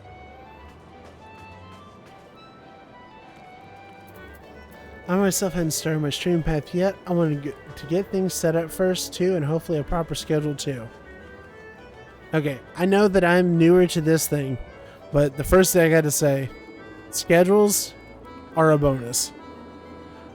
My personal experience with schedules has been, if you have one, that's great. You can pin it to your Twitter profile and all that good stuff, or whatever social media, and that helps people find you somewhat.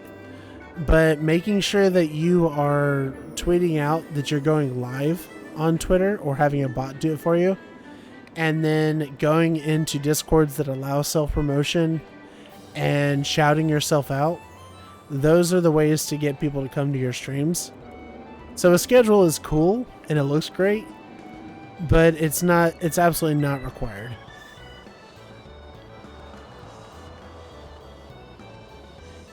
Yeah, I had so many technical issues. I could write a book.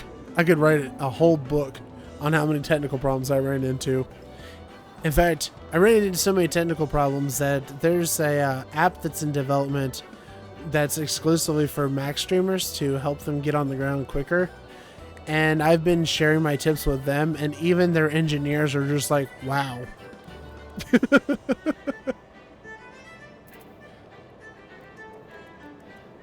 Let's see. I gave myself a schedule just to give me a goal.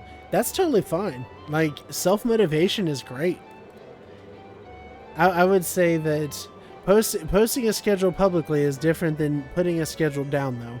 Because posting a schedule publicly means that people may care or they may not care. That's the catch.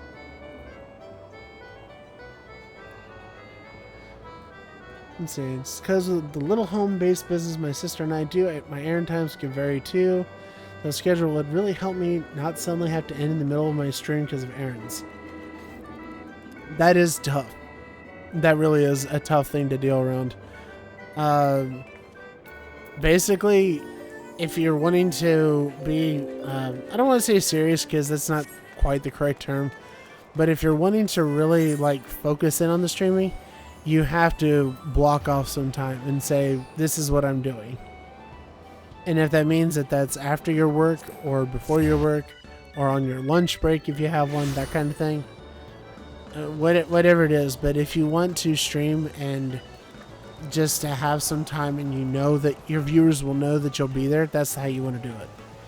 You want to block off a little bit of time and say this hour or two or whatever is when I'm streaming. And by the way, depending on what your content is, an hour stream could be totally enough. Sometimes, depending on who you end up with in your communities, they just want to hang out with you and talk for a little bit. You could just do a just chatting stream or a reaction stream or really kind of just about anything. But don't I wouldn't recommend trying to get into like a long game or anything like that, because then you're going to have that on your to-do list for a long time until you finally complete it or finish it or get bored of it. But yeah, if you guys do join the Discord though and all that, feel free to put in your own links, like your own shoutouts and stuff once you're started up, because that's something that I really encourage. I encourage everybody to follow each other and check each other out, you know? Man, why's it gonna be this one again? I'm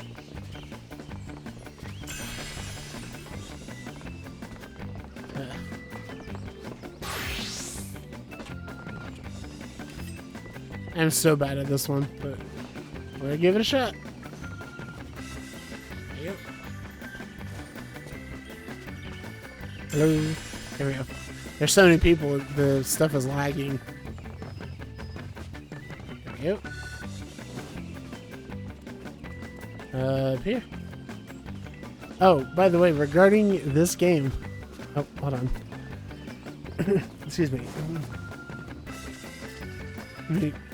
Fell behind on the chat for a sec there. I want to really consolidate my time so I'll be able to help around the business so that me running on errands isn't going to disturb anything.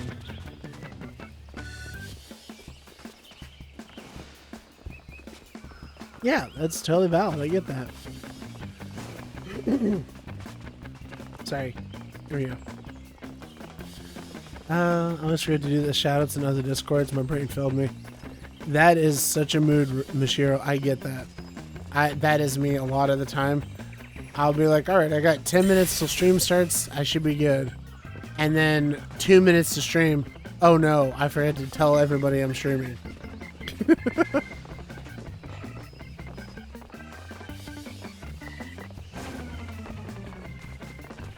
I don't think I would have ever started. I'd still be buried in all of the setups. Someone just said go for it and said, okay, it's not sure what I want to do on stream, but I know I want to do it. That is perfect. I actually had the same experience. A streamer that I like a lot, that she streams pretty frequently. She actually went on an impassioned speech one time, and she was just like, instead of waiting around for the right setup and the right equipment and the right sound and the right game, just start doing it. Because on a platform like Twitch especially, you're competing against so many people all the time that basically a lot of it's luck based, yes. Like for example, the fact that Mean came by today, the fact that Aurora came by yesterday, both of them I am eternally grateful to for doing that. But also part of it is you just have to start. Like, you're not going to be able to build a community and meet friends and meet people that you can get help if you have questions if you don't start somewhere. And, you know, that's another thing that I struggle with too sometimes, is even if you don't know exactly what it is that you want to do, still do it, is my opinion. There's so many people that have 0 viewers on Twitch all the time. You don't know what they're up to. You don't know if they have goals or ambitions. Some of them might, some of them might not. But the important thing is that they're visible. And even if you don't really know exactly what it is you're going to be doing, just the fact that you're doing the streaming at all is giving you steps to improve on your performance, on your setup, on your technique of talking to people, all those things.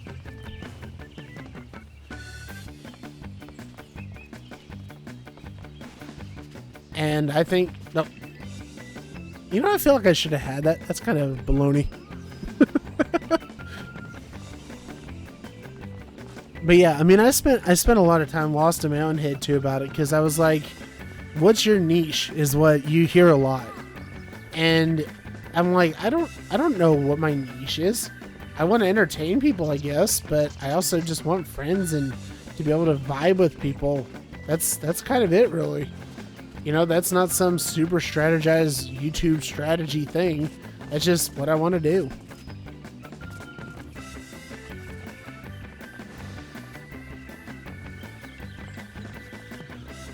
Letting my inner monologue out is a big one. Yeah, that's something that's difficult to do, and over time you just get better at it by doing it. Because here's something that I struggled with personally. I'm not a huge fan of my voice. I'm actually working on voice coaching and stuff like that. But, you know, there was something I realized was I didn't want to stream because I didn't want to use my voice. But then I realized that if I don't use my voice, I can't get better at the equipment to know how to make it sound better. I can't practice the longevity of even speaking to people. There's a lot of things that go along with it that I frankly don't have access to if I'm not talking. Man. I had the luck. I taught myself on or off stream, so 0 people made no difference. That really is, that's a mood, but it's also a super, super relatable thing. And if you're okay with talking to yourself out loud and maybe you feel a little foolish, that's okay. But the fact that you're willing to do it already puts you above a ton of other people.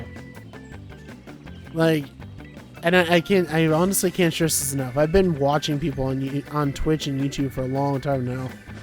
One of the biggest things that I've noticed is the first thing that catches somebody is a thumbnail.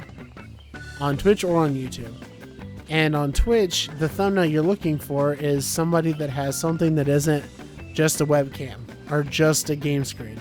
You want, you know, an avatar, or you want an overlay or something on screen to get you into the stream. That's great. But then when you get to the stream and the person doesn't ever talk, most people just kind of go away. Like, there are people that prefer streams that are just music or just vibing and stuff like that, but in general, most people aren't looking for that.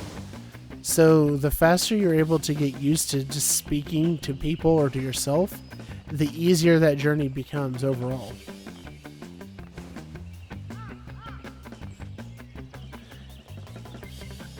Let's see. I'm a mix of either really quiet when I play alone or I start saying what I'm thinking. It's tough. It really is. I gotta be really completely transparent on this. Ender Lilies is the first game playthrough that I'm doing that I've been doing on Twitch, and it honestly wasn't a good choice. Not because it's not a good game. It's actually a very good game, but because it requires so much mechanical intensity of paying attention to like combat, and you know, you don't want to like disrupt the lore or the music, stuff like that. You find yourself not talking, you just listen. And then when you're listening, you're just providing a background track for your viewers. You're not giving them anything different that they couldn't get from just playing the game. And it's tough to get past that point. I'm still working on that. That's actually part of why I took Cat's suggestion and got into Subnautica, because the game has a great soundtrack, but like 80% of that game is how you react to stuff, not how the music sounds or the lore or what have you.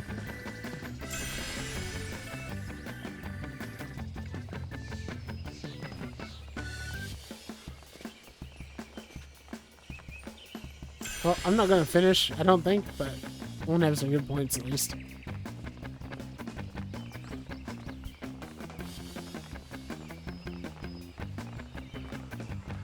You know, actually, kind of think of it, that's something I think I'll add to the Discord if I can, is I'll make like a voice channel where you can go in and practice your stuff if you want to.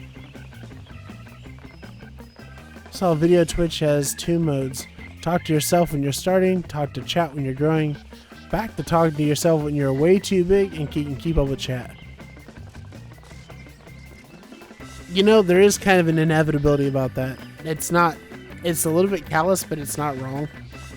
I mean, if you look at some of the biggest streamers out there, there's no way that they can keep up with even 100 people. They can try, but it generally doesn't happen. So yeah, you start learning to, or I would imagine, because I'm not good at it yet, I'd imagine you start learning to generalize the sentiment of the chat into categories. Like if you say something and you're anticipating that chat might be like, dude, this guy's crazy for saying that, then you start like thinking up ways you can react to that as a idea and not necessarily the direct words that one person's saying. I get it in concept. I don't think I'd be any good at it yet, but again, that's just the thing that comes with practice. Generally, the people that end up having those larger crowds are people that have been talking to people for years already. Stop. It stopped me mid-jump.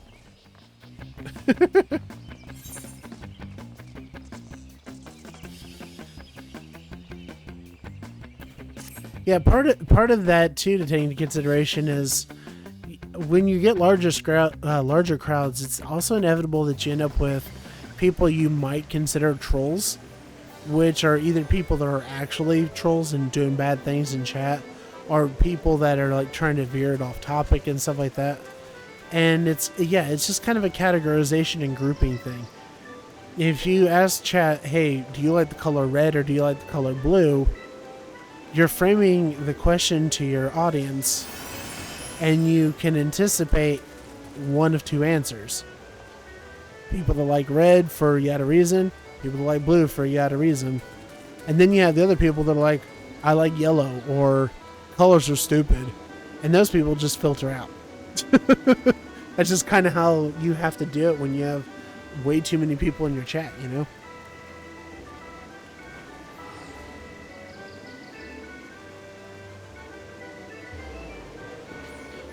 Oh yeah, I mean, Asmongold is honestly the king of examples when it comes to catching up with chat. I genuinely don't think that he probably catches more than a 50th of the chat that's happening at any given time. But yet somehow he still manages to be able to catch just enough people to not be inattentive to where the chat thinks that he's not paying attention to them. It's a skill set that I hope to learn one day. But it's also an advanced skill set, so if you can't walk into streaming with that, I don't think that's a problem.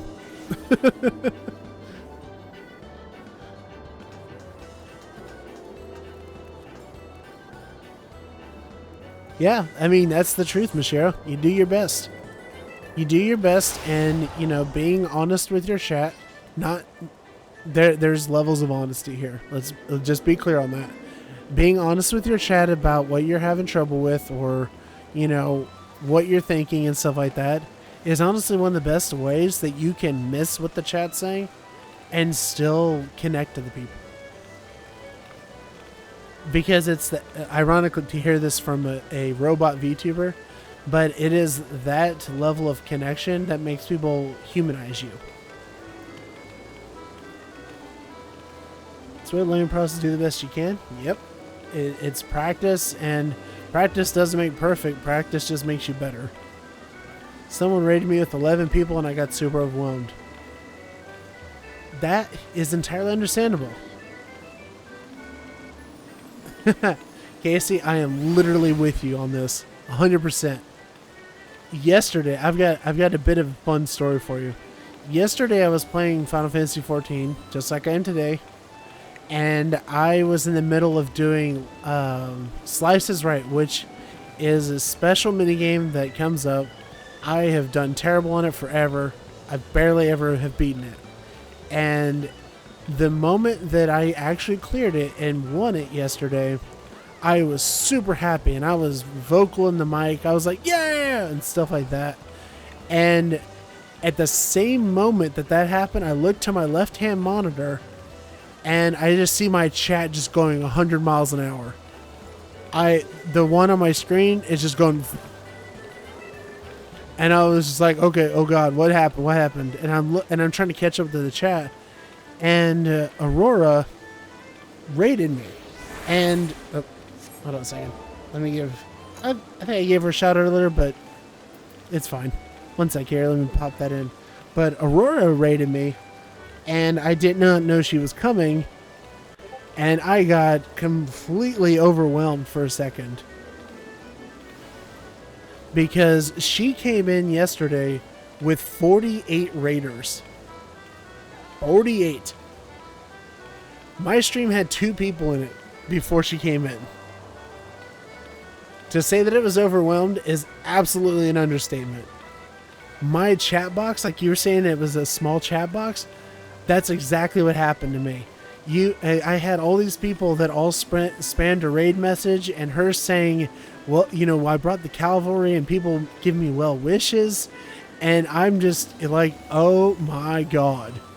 My chat box is too small. I can't read it. Holy crap. Breathe. That was the first thing that came to mind. Breathe. And that's what I did. I said, holy cow, thank you so much for coming by, Aurora. You're awesome.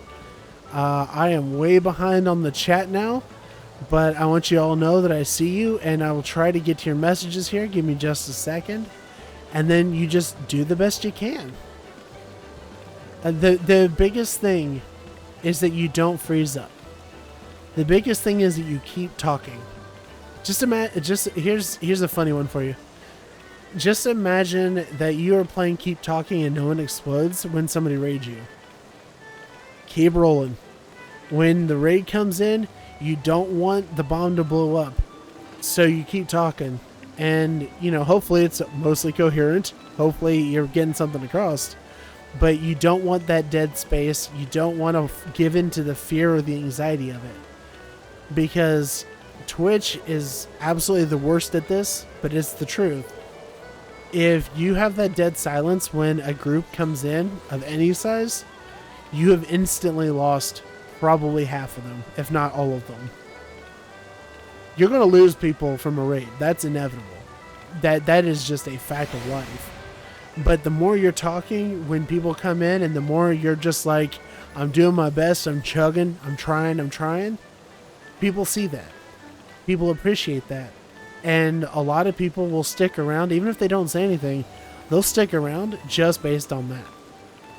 Like yesterday, 48 people came into my chat. I was not prepared for that whatsoever. However, of those 48 people, about 4 of them were pretty frequently talking to me. And of the rest of them, about like 20 or so just chilled out and lurked for about an hour, 2 hours, something like that, before they started, you know, heading off to do their thing. And I would have wagered if Aurora came to me and raided me like she did, and I just went dead quiet and just shelled up because I'm panicking and I don't know what to do. It's a good likelihood that most of those people, like 95% of them, would have just left. They would just been like, oh, streamer's got connection issues, or they're a mute stream and I'm not in for that. I'm here for vocal, or whatever 100 reasons somebody has to leave immediately. So, word of wisdom for the day from your fledgling robot friend here to all of you guys that are trying to stream. Just keep talking. Even if it's something mundane, even if it's something that's lame, if you are in between thoughts and you don't know what to say to your audience, say something to them. And, okay, hold on. One disclaimer. Don't be rude and don't do something really bad. Don't do something that you'll get caught in 4K on, okay? No, don't do that. That's bad. But just keep up and trying to say something that will keep your audience engaged with you while your brain catches up to what happened. Pride to Prime. Ooh. Hey, cliffhanger. An event that I could probably do. Here we go. Wait. Yeah, it's this way. Pride to Prime. I like that. But yeah. I think there's a lot of wisdom to gain from streaming to nobody, and there's a lot of wisdom to gain from if somebody raids you and it goes well or it doesn't go well, of just kind of rewinding the footage afterwards and just looking it over and taking notes on what you can do in the future to do it better. You're not going to score 100% because you're inexperienced, or even if you're experienced, you're still not going to score it. You know, you just do the best you can, connect to the people that you can connect to, and the rest just comes with time and experience.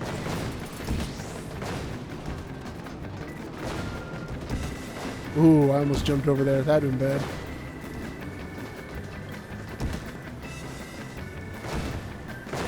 Nope, nope.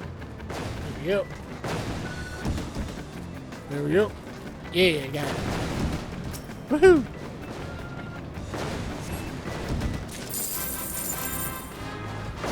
I win! Let's go!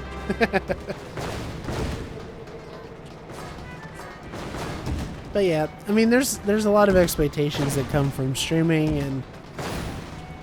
and the big, like Lazaro said earlier, the biggest thing is to keep the cameras rolling. You know, people pick up on the effort that you put into what you're doing, even if that means that you're a big streamer that's having an off day. People pick up on that. If you're somebody that's incredibly nervous, like I was yesterday and a little bit today, people pick up on that too. And some people may say, it's not my thing. And other people may say, oh, that's adorable. Goodness, I just noticed the time. It's 2 a.m. now, but I am not at all sleepy. I'm enjoying the convo and vibe. Well, I'm glad you feel that way, Lazaro. That's one of the things that I try to promote the most is comfiness and the ability to vibe and hang out. You know, I'm not the person that's about the negative vibes. I don't like that. I like having a good, wholesome time with people. And the content doesn't have to be wholesome in the sense of like no cursing or anything like that, but just, you know, comfy. Just being yourself and doing nothing special gets you more people sticking around than anything. That's 100% true. I've actually seen this a lot in YouTube videos that I've been watching to try and understand how the video process works for them, and, you know, algorithmically, but also get it in audiences. And time again, the biggest thing that people talk about when it comes to what makes them stand out to people is just that they're authentic. They have no others. They don't necessarily have a special skill or anything like that. Curse a lot, but respectfully. Alright, Casey. Hey, it's been good with you hanging out. Thank you for coming by. Thank you for joining the Discord. And I'll see you around. Hope your lunch is great. And if I don't see you again today, have a wonderful week. Or if I see you on YouTube, I will see you tomorrow.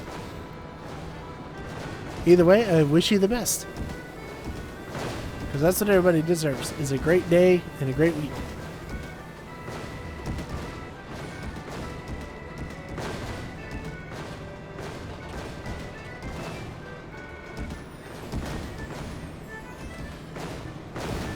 Cursing a lot, but respectfully is fine too, I think, honestly.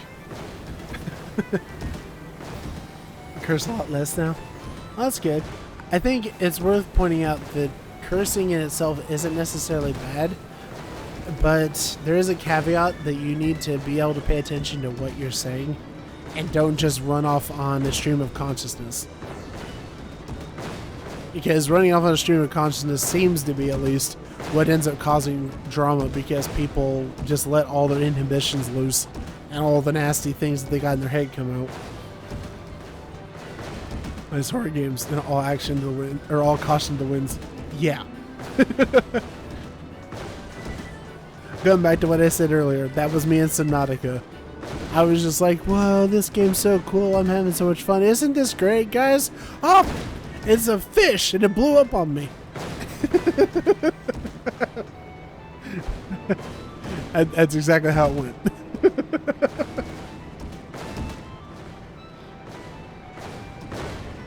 Oof, Outlast.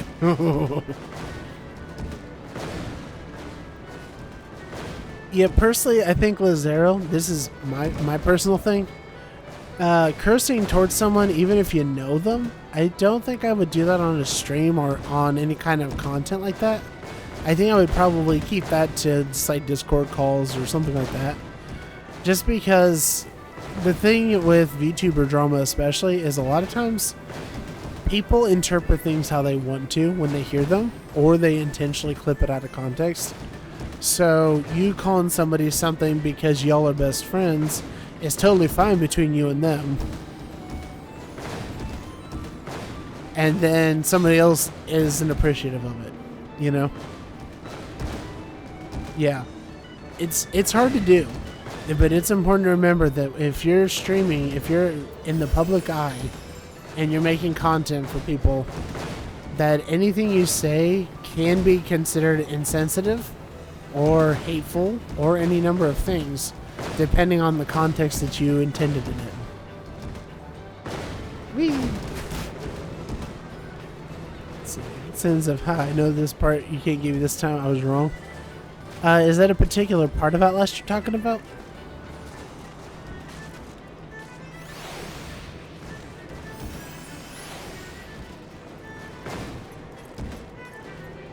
But, yeah. Again, you know, nothing wrong with cursing between friends, but in general, unless your audience knows that that's the kind of stream you are and that's the kind of vibe you are, then I probably wouldn't do it in public. That's my opinion, though. There's jump scare at the body hanging. Oh, that one. Yeah. I've never played Outlast, but I've watched so many people stream it. So many people. And it still gets me every time. But it's like, it gets me, but then at the same time, I'm also watching these people, knowing what's going to happen, knowing that they're going to jump and freak out.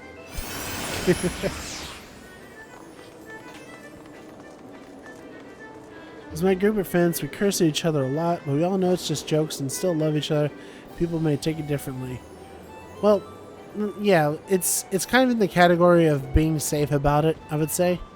Again, it depends on what kind of cursing you're talking. You know, your standard run-of-the-mill curse words may not be a big deal if your audience is cool with it.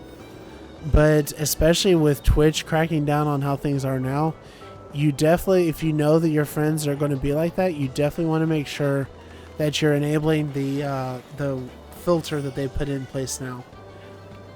Because that filter is annoying. Have a mature warning specific cursing. Yeah. Yeah, well, it used to be this audience is intended, or this is intended for mature audiences only, was the only filter there was. But I would look carefully through the filters that they have now and just make sure that if there is one that you think might be applicable to your friends and you talking like that, that you put it on there. Because it's better to lose some people off the bat like that than it is to have people that are, for example, minors come into your chat, and because you didn't have a warning, you're now on the hook because for exposing kids to something they shouldn't be exposed to or something. Something crazy like that.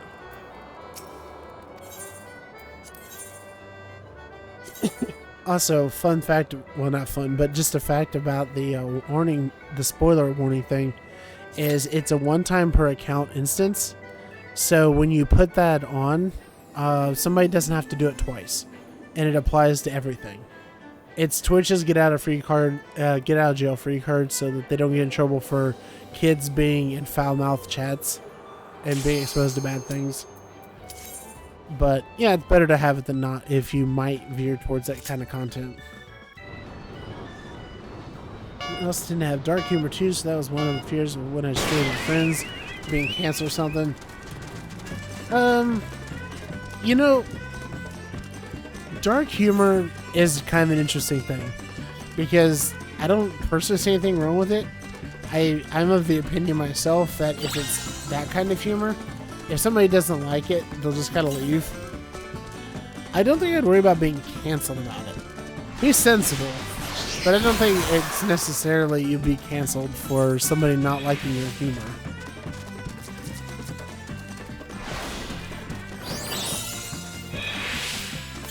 Being canceled, for the most part, seems to be more of making egregious things that aren't really entertainment.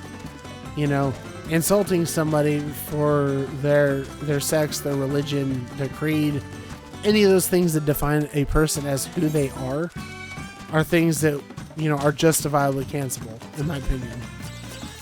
But dark humor, I think it really just kind of depends.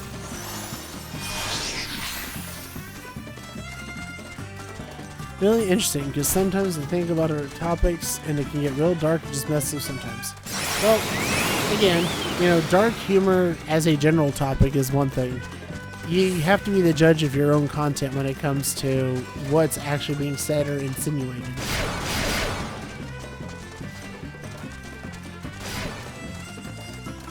Erring on the side of caution, though, is not a bad idea.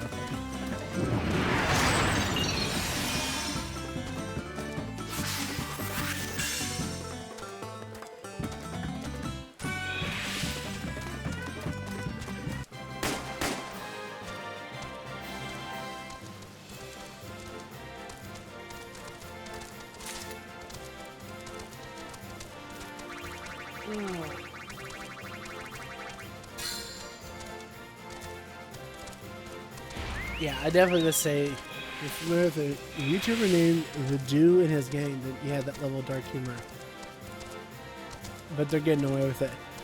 I am not familiar with them, but I could look into them. Let's see here. Give me just a quick second. And not to worry, it is not routed through the stream, so it should be fine.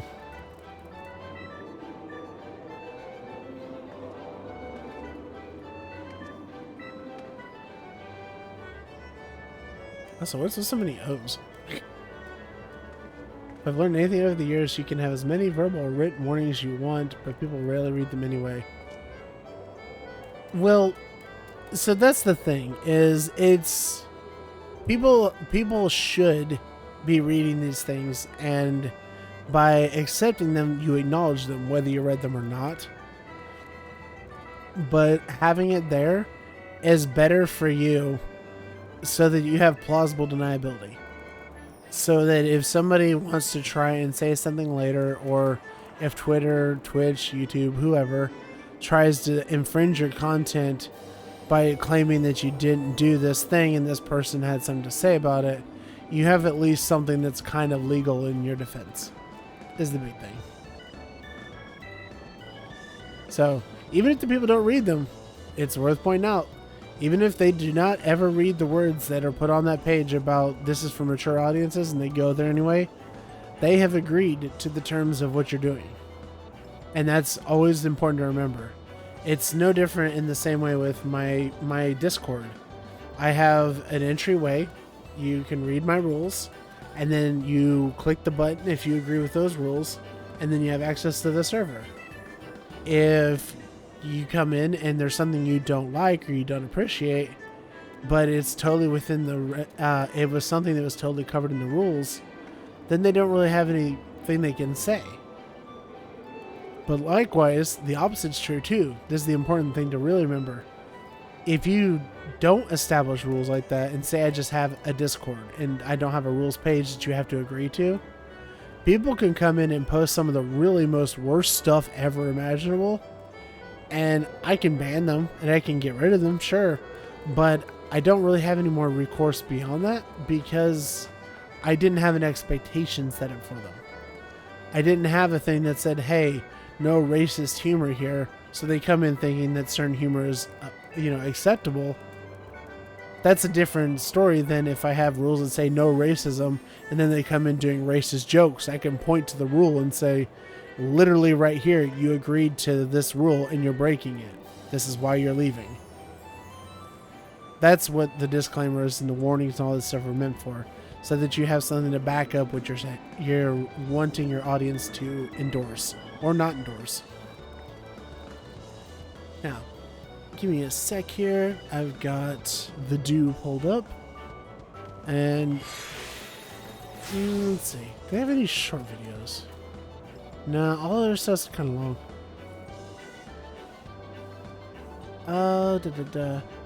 Yeah, I've actually got them pulled up. I'll take a look at them. Next time if you're hanging out with me, Lazaro, I will give you my thoughts on them. Excuse me, sorry. Gotta clear my throat and get some water here.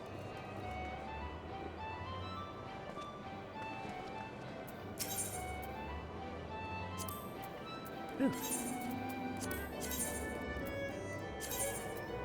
Okay. The no backseating rules, the one I feel is ignored the most, or no spoilers. Those rules are kind of tough because they're subjective rules. For example, Final Fantasy XIV I'm playing right now. If I have a no spoilers rule and I'm here in the Gold Saucer, you don't know where I'm at in the story. So if you go, hey, did you hear, what do you think about the thing that happened in Shadowbringers? And I'm not in Shadowbringers, you just spoiled me. But it may have been unintentional. You may not have known. But then on the other hand, you do also have people that are like, oh, this guy is in Shadowbringers, and you decide to put in the chat, boy, I can't wait to see what he thinks about this that happens in Endwalker. That's rude. Don't be that person. He also plays the guitar really well, so if you enjoy some guitar skills, ooh, I do like some guitar stuff. I'm actually learning the bass guitar myself, and I have a lot of interest in enjoying some good guitar videos. Huh. As I'm reading down, he was also one of my inspirations for when to play the guitar. Hey, that's awesome.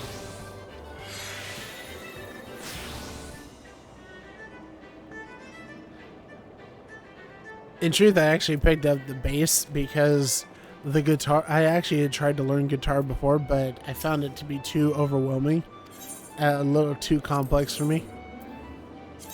So that's why I picked up the bass, and maybe in the future I'll try and learn guitar again. But in the meantime, I'm happy with the deep bass.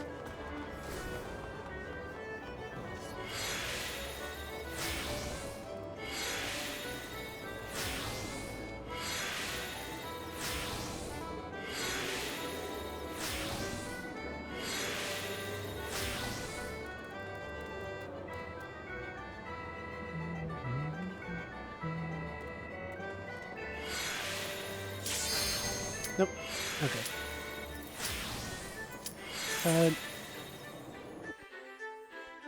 Knowing the first question is, where are you in this story? Which is fine, because the people that are extremely excited about the game just go off, which it's good to see the passion, but they get very detailed. Yeah. I regret to say that for the most part, there's not much that can be done about that. Warning somebody about their behavior, not paying attention to the chat too much, and letting your mods do the work. That's the kind of thing I would probably recommend most there.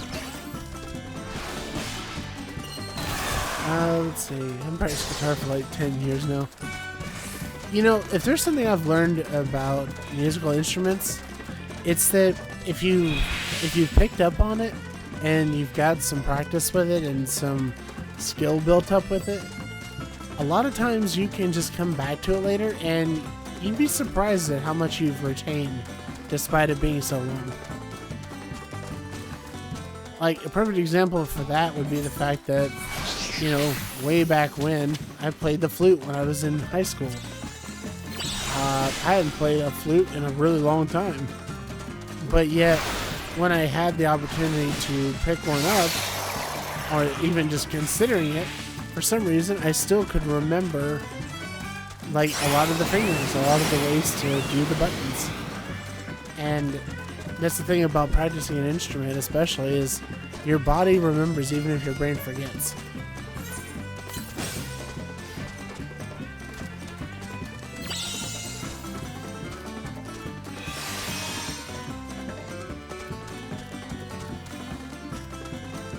Yep, the muscle memory. It's real. There you go. And a win. Woohoo!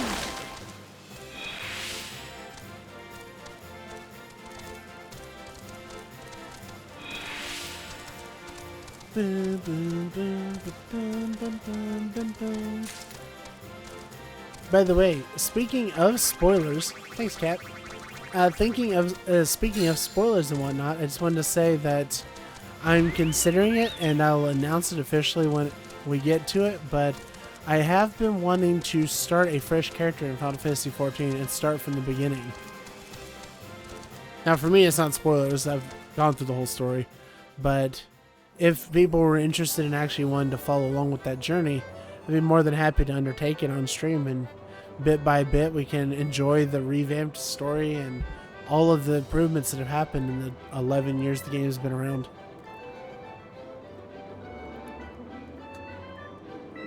That was a lot too. Whenever I come back to play a game, I used to play a lot, but I haven't in a while. Yeah, it's kind of wild. It's just shaking the rust off, you know? And yeah, it's the same thing with drawing too. Yeah, you're not I think the important mindset is just to remember that when you first pick it back up, you're not going to be at the same level that you were when you put it down.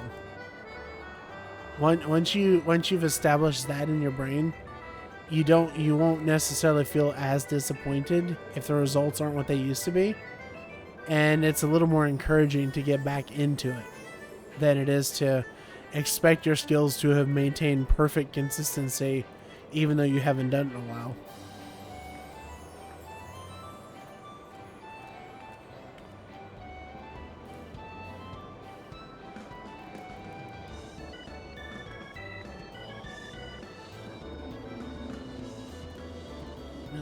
Although, you know, speaking of drawing, if you are interested, Michiro, I do have a time frame set aside on Sunday evenings usually, where I will sit down, usually no mic, usually with just some background music, just chilling out, and we'll do some doodling and stuff like that using Procreate. I'm a complete novice when it comes to drawing. I'm learning the skill now, but I do have a lot of fun with it. And if you wanted to come and hang out and just vibe to the music and we draw together or something, I'd be more than welcome to have you. It's something I admit, it's something I picked up from some of my artist friends.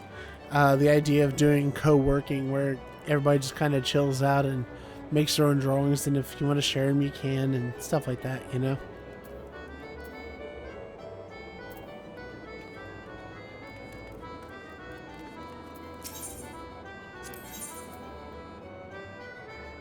Let's see. Yeah, ideally I try to set a time frame. Usually it's only like a 2-hour stream or something. It's subject to change, but it's fun. I love to see people draw. It's nice to see all the different styles. You should draw too. My course is animation, but God, I got so burnt out I haven't touched in a while. I could to an extent understand that. I know Kat was telling me the same kind of stuff. I think the biggest thing when it comes to me doing draw streams is that I'm not a professional. I am completely amateur. It's probably not going to look good even. But for me, it's the process of learning how to do it than it is about showing it off. That makes sense? That's the kind of environment for drawing I would like to encourage. Because it's so easy. It is so easy to go to like the art tag in Twitch and click on somebody and just like, dude, this guy's like doing some crazy good stuff. And then you just like, man, I can never do that. And it's that, man, I can never do that, that I want to try and encourage people to not feel like, you know? It's more like instead of I can never do that, it's how do I do that? And that's the part that nobody really ever talks about when they stream. Most of the time, you're just watching somebody do the thing, and if you know, you know. And that's kind of unfortunate, really. And also, yes, Kat has done a rough draft of Angelo in a different pose, a little bit different design, and it is amazing. It's really great. It is in the Discord. It's also one thing, by the way, I do hope I can get going at some point. If you guys ever feel up to it, if you ever want to just doodle and have fun, I do actually have a hashtag. If I could spell, because apparently I'm spelling everything wrong today. There we go. Fragnaworks. If you guys could think of a better hashtag, by all means. I couldn't think of one, so I was kind of stumped and I just came up with that. But I definitely encourage fan art and stuff like that. Whether it's good, whether it's bad, whether it's weird, or whether it's abstract. Anything is cool. I like seeing people's work.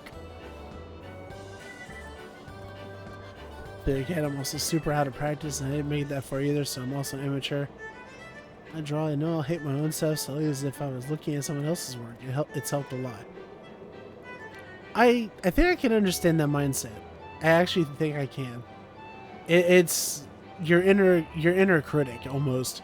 Just like, you know what your potential is. Why aren't you hitting your potential? You're terrible. That kind of awful, like, poisonous mindset.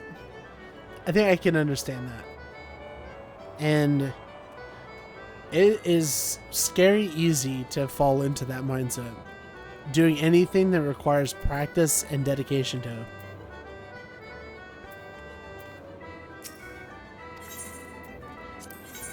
And of course, when I say practice and dedication, I mean that to anything.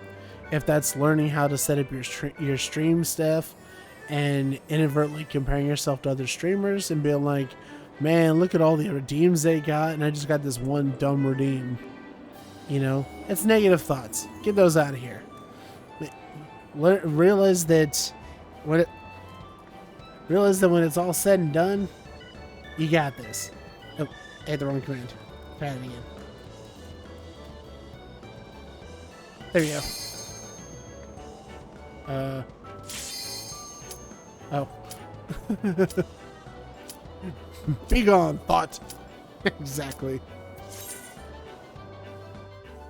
Shoo, thought, don't bother me.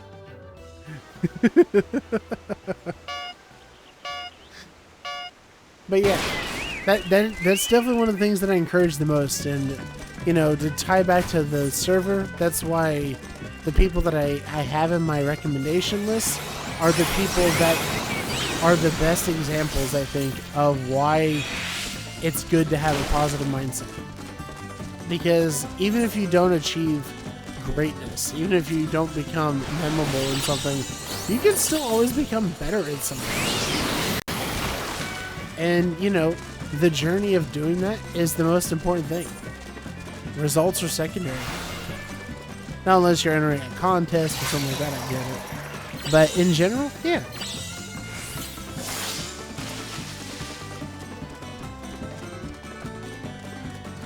For those with keen eyes, by the way, yes, that was a torpedo penguin that just shot across the field.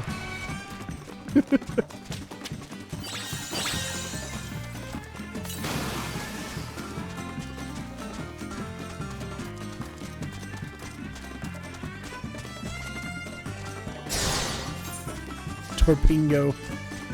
No! Ah, I looked at the chat and I got sneezed on. Hey, I got robbed. What was that? I jumped through that treasure chest. Ah. Goo-boo snot.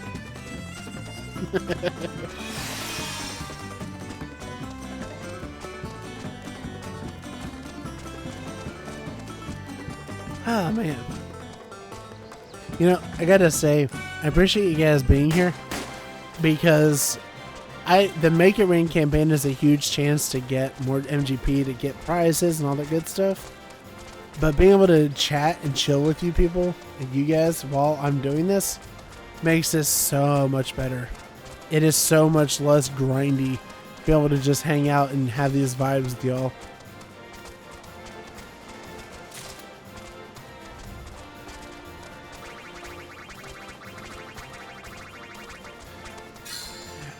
I really got to emphasize this one. I have ADHD. Not gonna lie. Having you guys to chat with and to vary things up is the reason I'm still playing right now. I would have definitely stopped playing already. I'd be like, okay, bored, moving on, something else.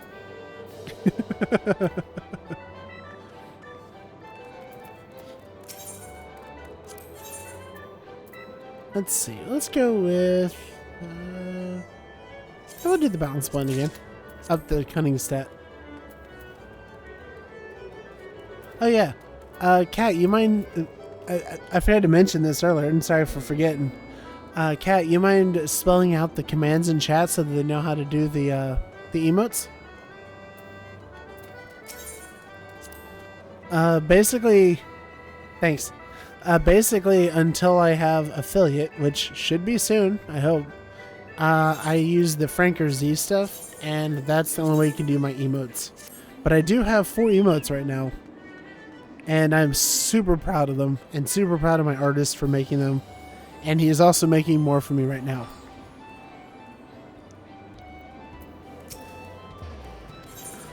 Honestly, the love between Mean and Aurora and sending my way, I think it might actually do it. I'm really hoping it does, but let's see. Oh, yeah.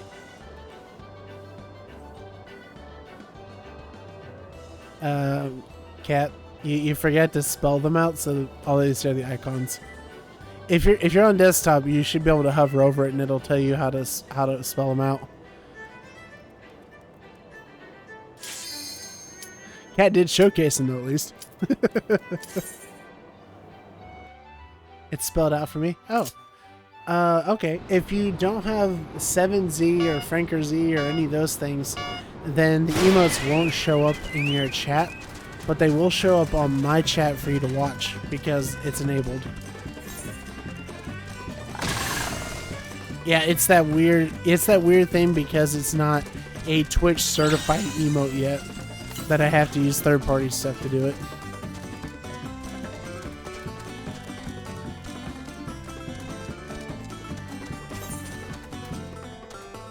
But yeah, I do have more emotes that are underway. Regrettably, my artist had their computer kind of melt down on them, so that sucks, but they're working on it. But you know, that's actually another topic too. When it comes to working with artists, I completely understand how difficult it is for them, and I can't stress it enough that I appreciate everything they're doing for me. So I don't want them like going crazy and, you know, overexerting themselves just for my benefit. I don't think that's worth it personally.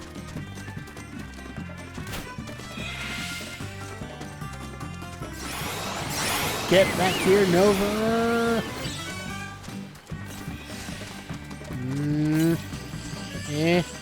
Maybe? Ah, it's too good. Too good for me. Dang it.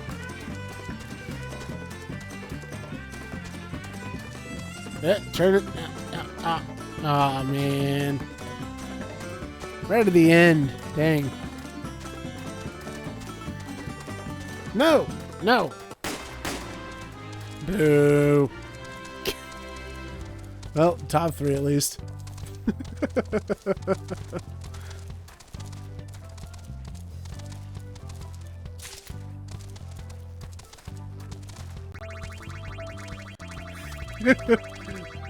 Thanks, Kat. Kat here to demonstrate for you that I do have free sound alerts.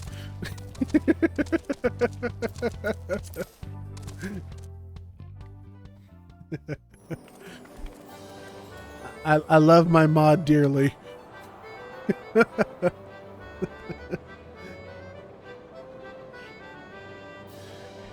Yeah, it was right at the finish line. It was so close. Do I have another slot still? Nope. Okay. I need to race a little bit more for that.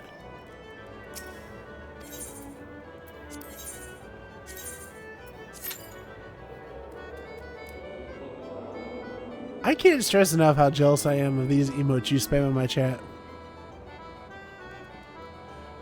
Bloopy7 LGBT. Solid.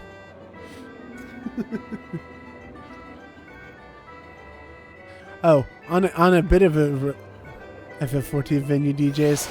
Ah, gotcha. It's a pride short.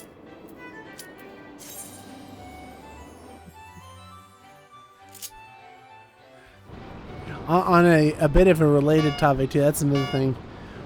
I myself am non-binary, and this is fully an LGBTQIA inclusive space.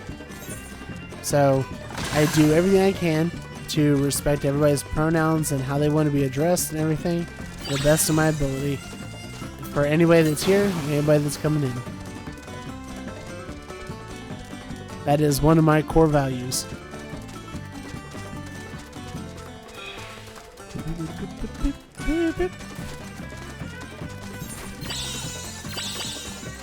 Ooh, potion. Man, that potion didn't do anything. That was a weak potion.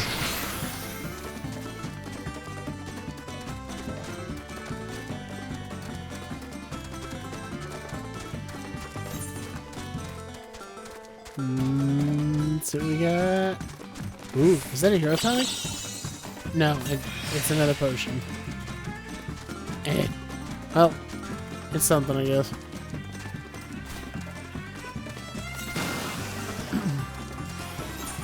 Oh no, oh no. Oh yeah, hero tonic, let's go.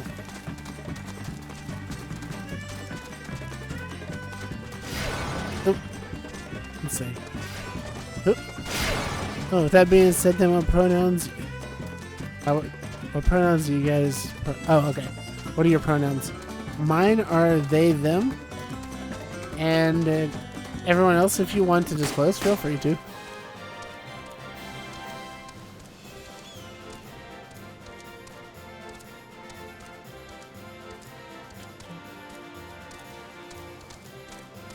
Now you're good, Lazaro. I got what you were trying to put down. It's all good. Okay, there you go.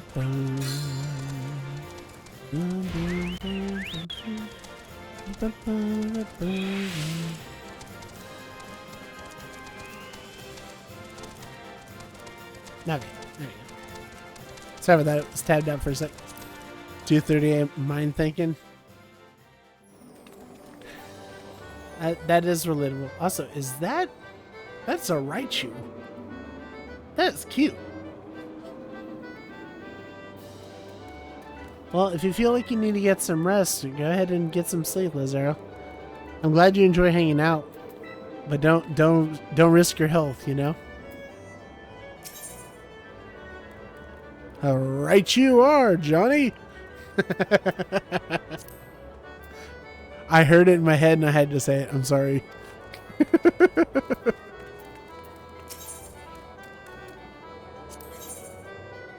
So good, not too sleep yet? Okay.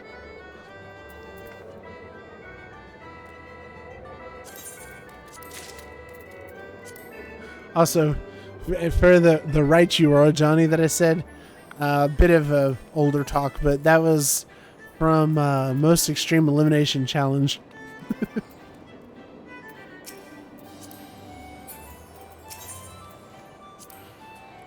Sleep has been really messed up lately. Well, make sure you get some rest however you can. Sleep is definitely something you don't want to take for granted.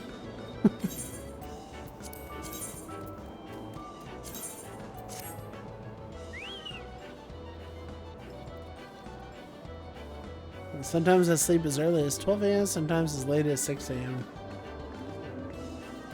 Well, I would argue that's within nighttime-ish, so it's not the worst, I guess. But, I mean, as long as you feel rested when you're up and doing things for the day, that's the important thing.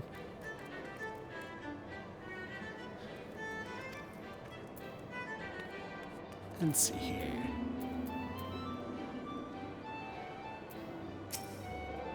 Oh, actually, I just saw should be time for another event. Let's go back up to the top real quick and check it out.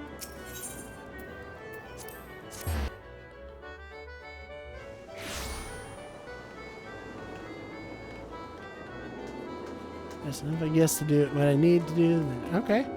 Well, if you get a system that works for you, that's fine.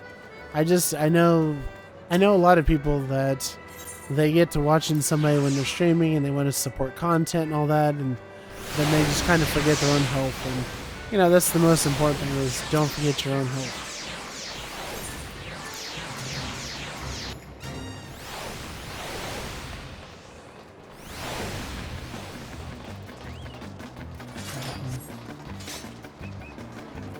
Wow. That person is very red. Are they a Baltimore or who was it? Arizona Cardinals fan or something?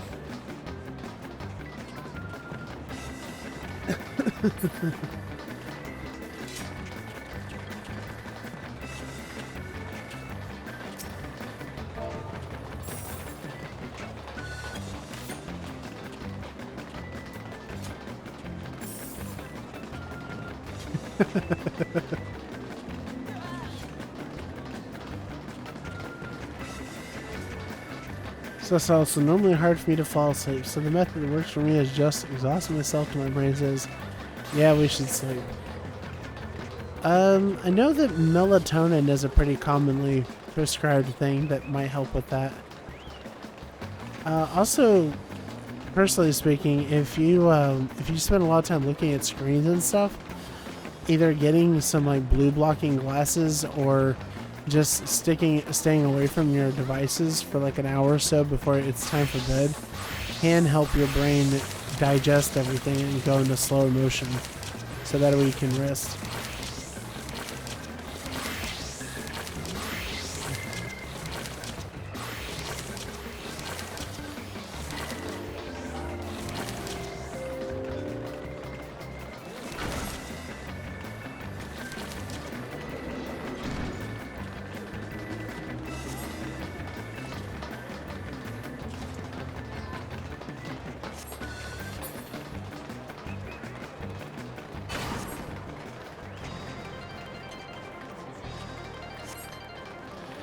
Alright, Yo Jimbo, let's see if we can do something here.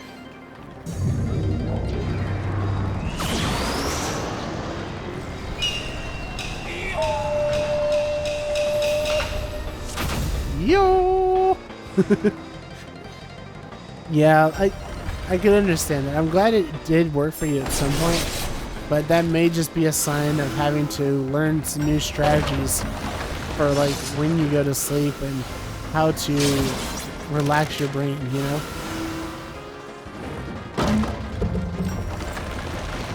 I'm somebody with ADHD, so I definitely can understand at least part of that.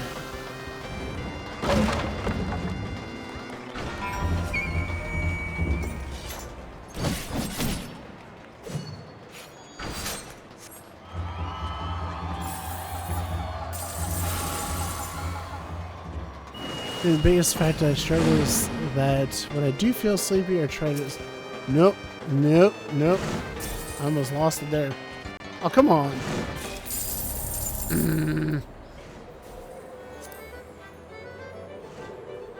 Doggo got me. Dang it. So find out what stuff works for me as I go to learn to live with it. I think it's chamomile tea, I believe, is a tea that might help with that on a more herbal remedy side. But also, if your brain is constantly thinking of stuff, there is at least a possibility that you may have something like ADD or ADHD. Because one of the things that comes from that are periods where Your brain is just buzzing with things and you just can't get it to just shut up. And that's pretty much how I described it to my doctor when I got my got my diagnosis and then prescription. I was just like, one of the biggest problems I have is a lot of times I literally just can't get my brain to just shut the heck up so I can go to bed. Instead, I'm thinking of a dozen things that make no sense right now whatsoever.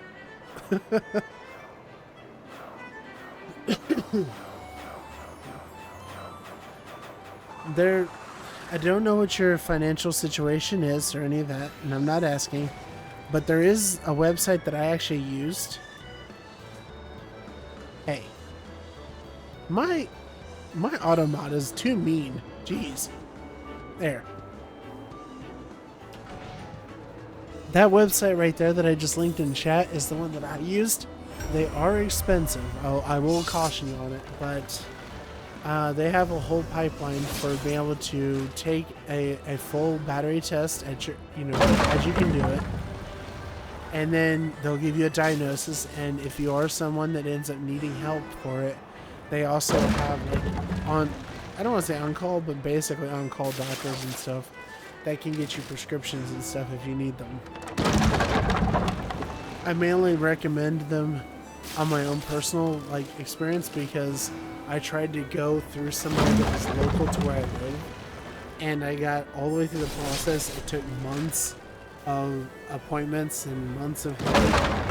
And then when I finally got my diagnosis, I tried to get medication for it as was recommended to me, only to have a quack doctor that had no business being the way they were deny me medication. And my alternative with that particular agency was to wait for 6 months for an appointment to open up.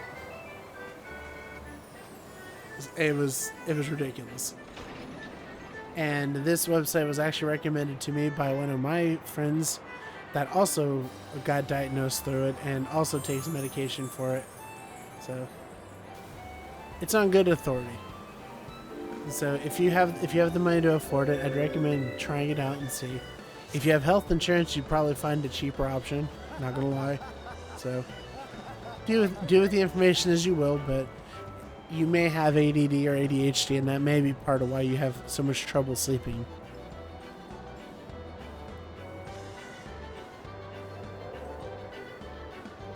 Okay. Give me just a second here. I need to run and use the restroom, and I will be right back.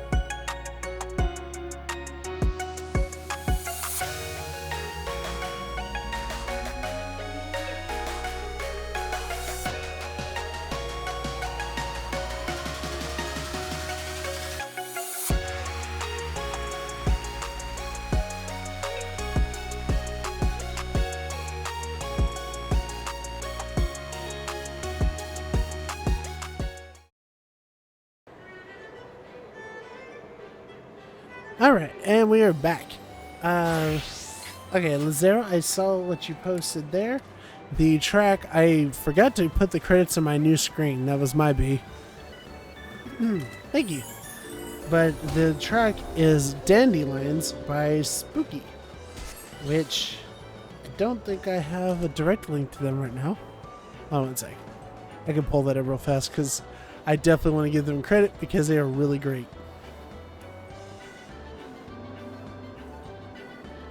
Spooky. Let's see if I can find it. They spell their name in a kind of a weird way, so I'm trying to remember how to do it. I think it's there it is. Support Spooky. Here we go. One sec here. Music. Yeah, I'll give you a direct link to it to put in the chat here if I can find it. Oh, I guess he took that one down. Okay.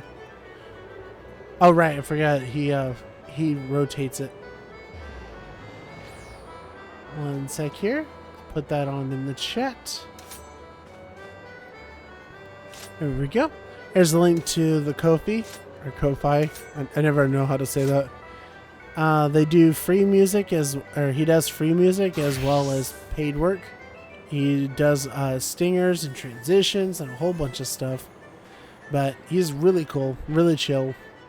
And Dandelions is actually one of the tracks that he made. One of his free ones.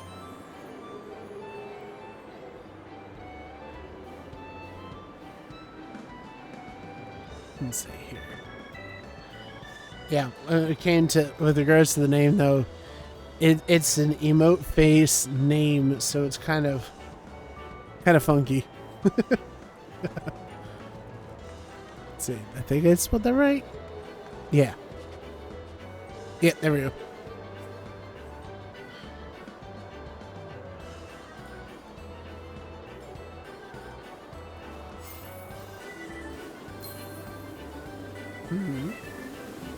Oh.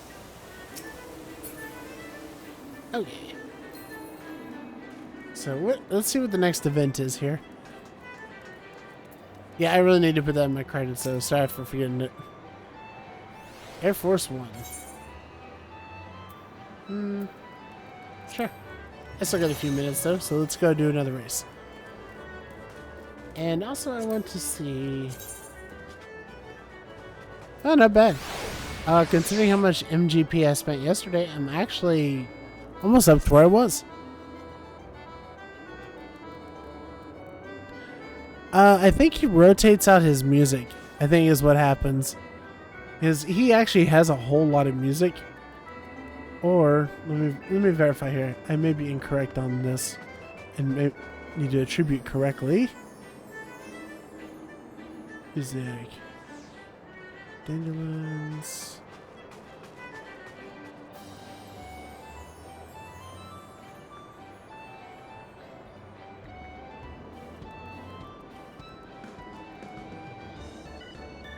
Okay, yeah, it is one of Spooky's tracks.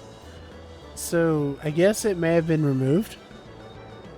But he does a lot of work, and I understand that on Ko-fi he can only do so many at a time.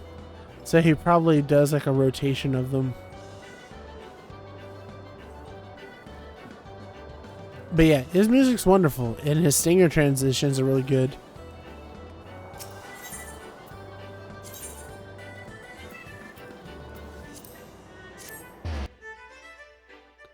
Oh, I don't think I've done my daily tree whacking yet.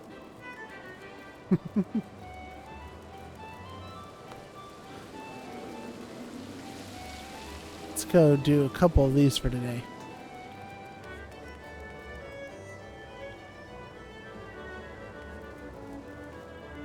No, that's the final minor. I want to do Out on a Limb.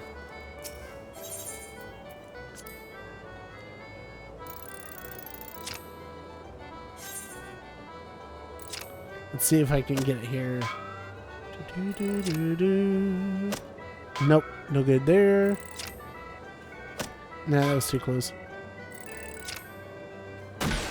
Oh, closer. Hey, right on the money. Yeah, make sure to check out Spooky on Twitter as well. He likes to post polls asking what people's thoughts are on different new project ideas and stuff like that too.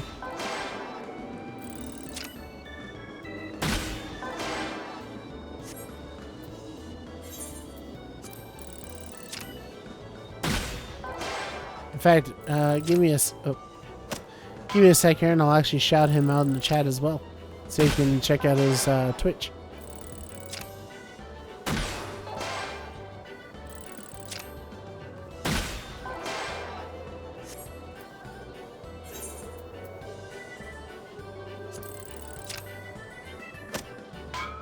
Uh-oh. Uh-oh. I may have gambled too deep. Ooh. No, dang.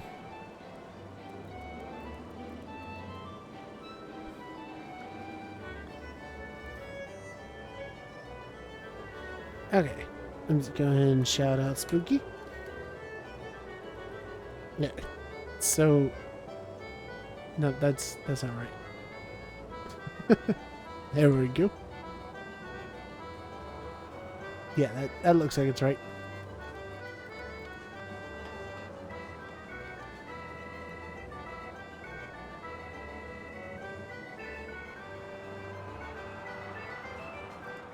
Let me make sure. This is the correct person. Yeah. Yeah. Okay, cool. There we go. The spooky stuff kind of varies between doing teamfight tactics like they were playing last time and music creation, just a bunch of hanging out, chill stream stuff.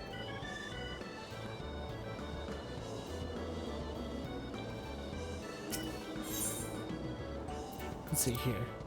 Right now, by the way, we're doing one of the mini games because there's a challenge log you get every day for doing a couple of these.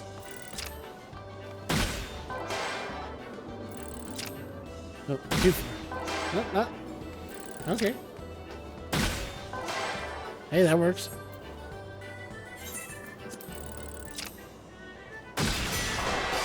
Nailed it in one strike. Let's go.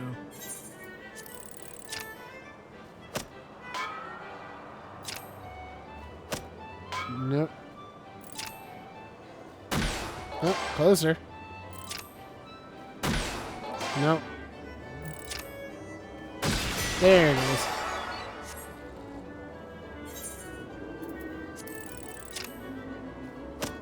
Nope, not good. Okay.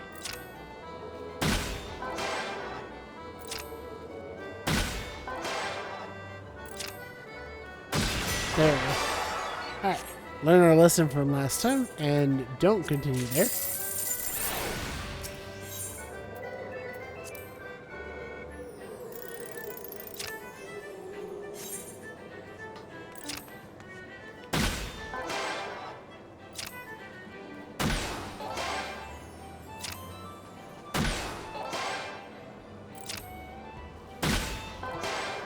Here we go.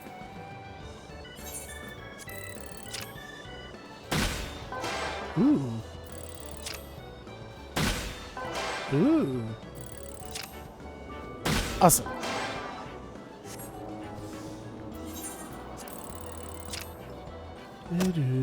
Oh, no. No dice. Wow. Dead on the money. All right. Let's see what we can get. We can get it. We should be able to get another run. Another one done.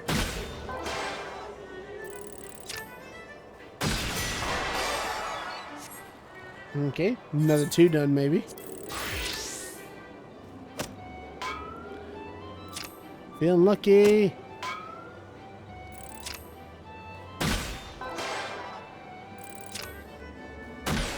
Nope.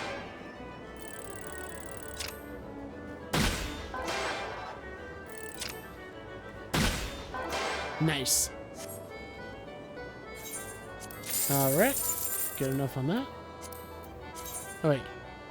This challenge was... Oh, challenge log is weekly. I was thinking it was daily. Whoops.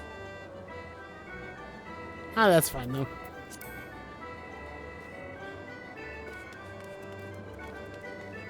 Oh my goodness. Oop. Talking about that Air Force One. Let's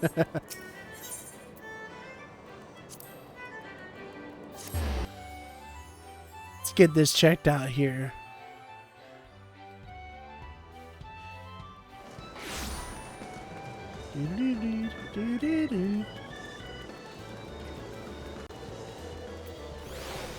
This is actually probably one of my favorites of the mini games because it's a roller coaster laser shooter game.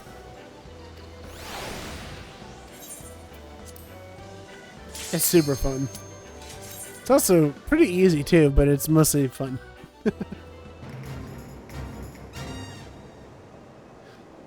How's this for your high fantasy games?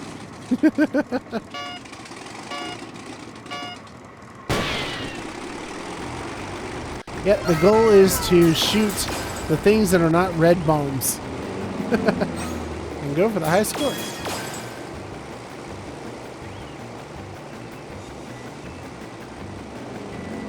So they also spiced it up a little because you have NPCs that show up at different points, and you get special ones that show up from time to time. Yep. There's a bomb. Do not shoot the bomb.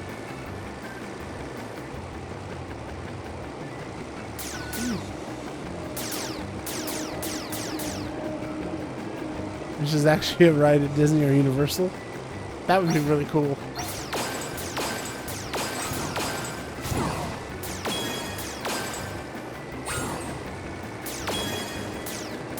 Also, trying to play this on mouse and keyboard, 10 times easier than on controller.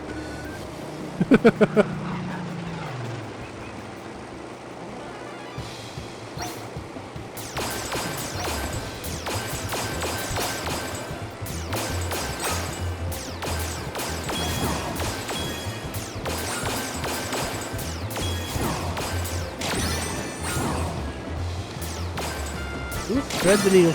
Thread the needle. Woo!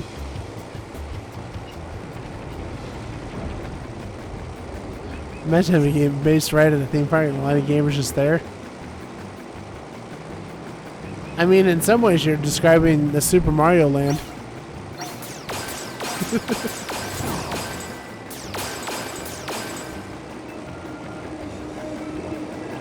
Yep. Perfect score, 5,000. Woohoo!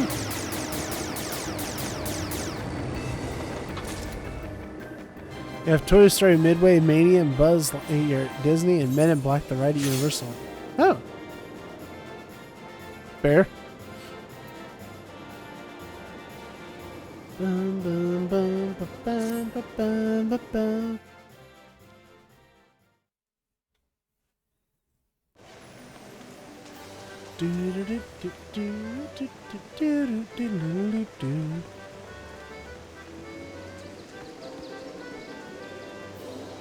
Alright, so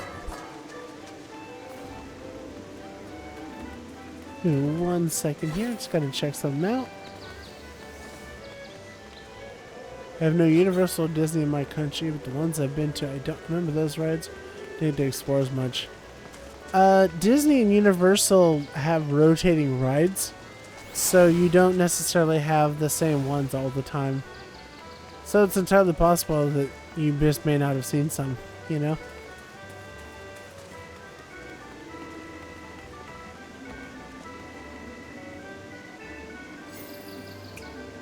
Let's see who we got.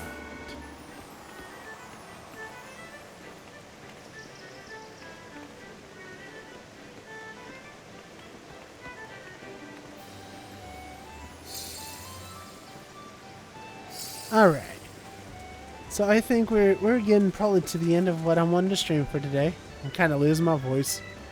First I went to Singapore, and the Disney is Hong Kong. Oh, that's cool.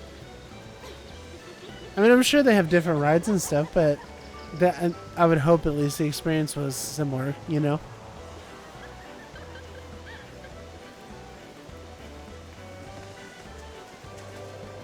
So let's see here. So if you've never been to Hong Kong, been to Tokyo Disney.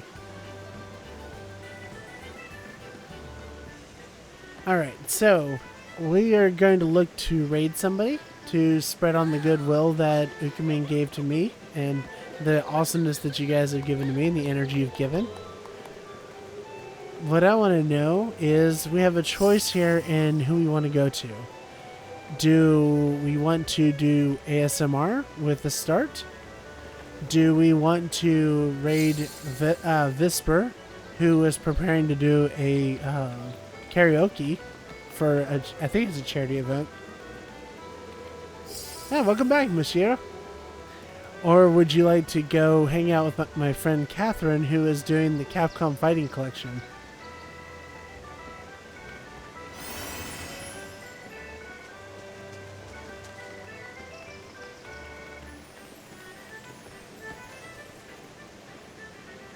So, let's, you know what?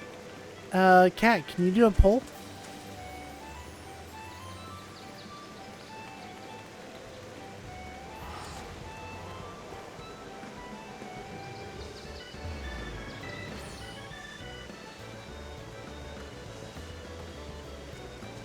I have no idea how. Well, let's see if I can make a poll. Does it work that way? It does not work that way. Okay. All one way to try these things out, and that's just to hit the button and see what happens.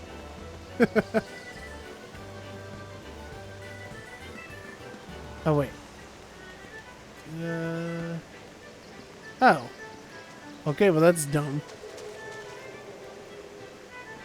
Karaoke mod has spoken.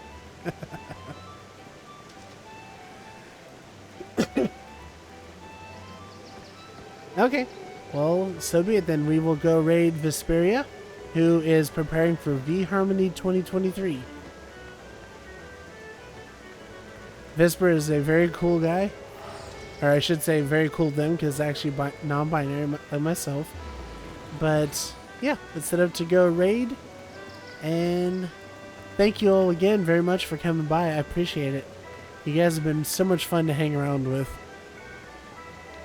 Let's see here. Vesperia. I always love how I have to pull up a whole extra window because otherwise it doesn't show up because the raid interface is dumb. Alright. Well, let's hit up the start raid. Let's go ahead and make sure that we copy down the raid command. Raid message.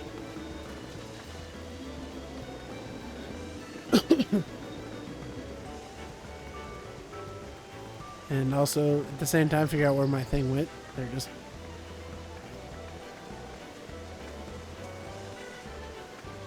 It was lovely. Maybe next time I won't be darn sick and be able to enjoy the whole thing. That is okay, Mishiro. I will be streaming more frequently, and I hope you feel better. That's more important to me than you being here to see stuff. Also, depending on how well it comes out in the wash, I might put the VOD for this up on YouTube. So if you wanted to go back and rewatch, you could. Next year will be on the tube. Yes, 11 a.m. tomorrow, 11 a.m. Eastern Daylight Time, EDT. I will be live on YouTube, and I will be continuing my game of Subnautica. Goal for that game is going to be we're going to start building a base. And we'll see how well that, or not well, that goes. But again, I do appreciate y'all coming by. Thank you so much. You guys are awesome for hanging around. And to the lurkers that haven't said a dang thing, you're amazing. Keep on lurking. I appreciate it. Till the next time that we meet, if that's on YouTube here, YouTube tomorrow, or if that's on Twitch next week. Either way, this is Angelo Frednark wishing you all an excellent week, good health, great vibes, and let's go say hi to our buddy Visper.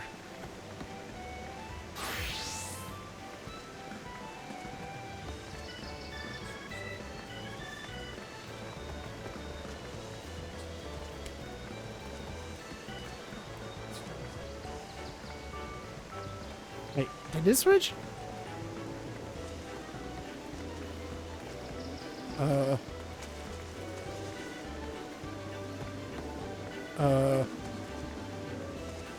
Huh.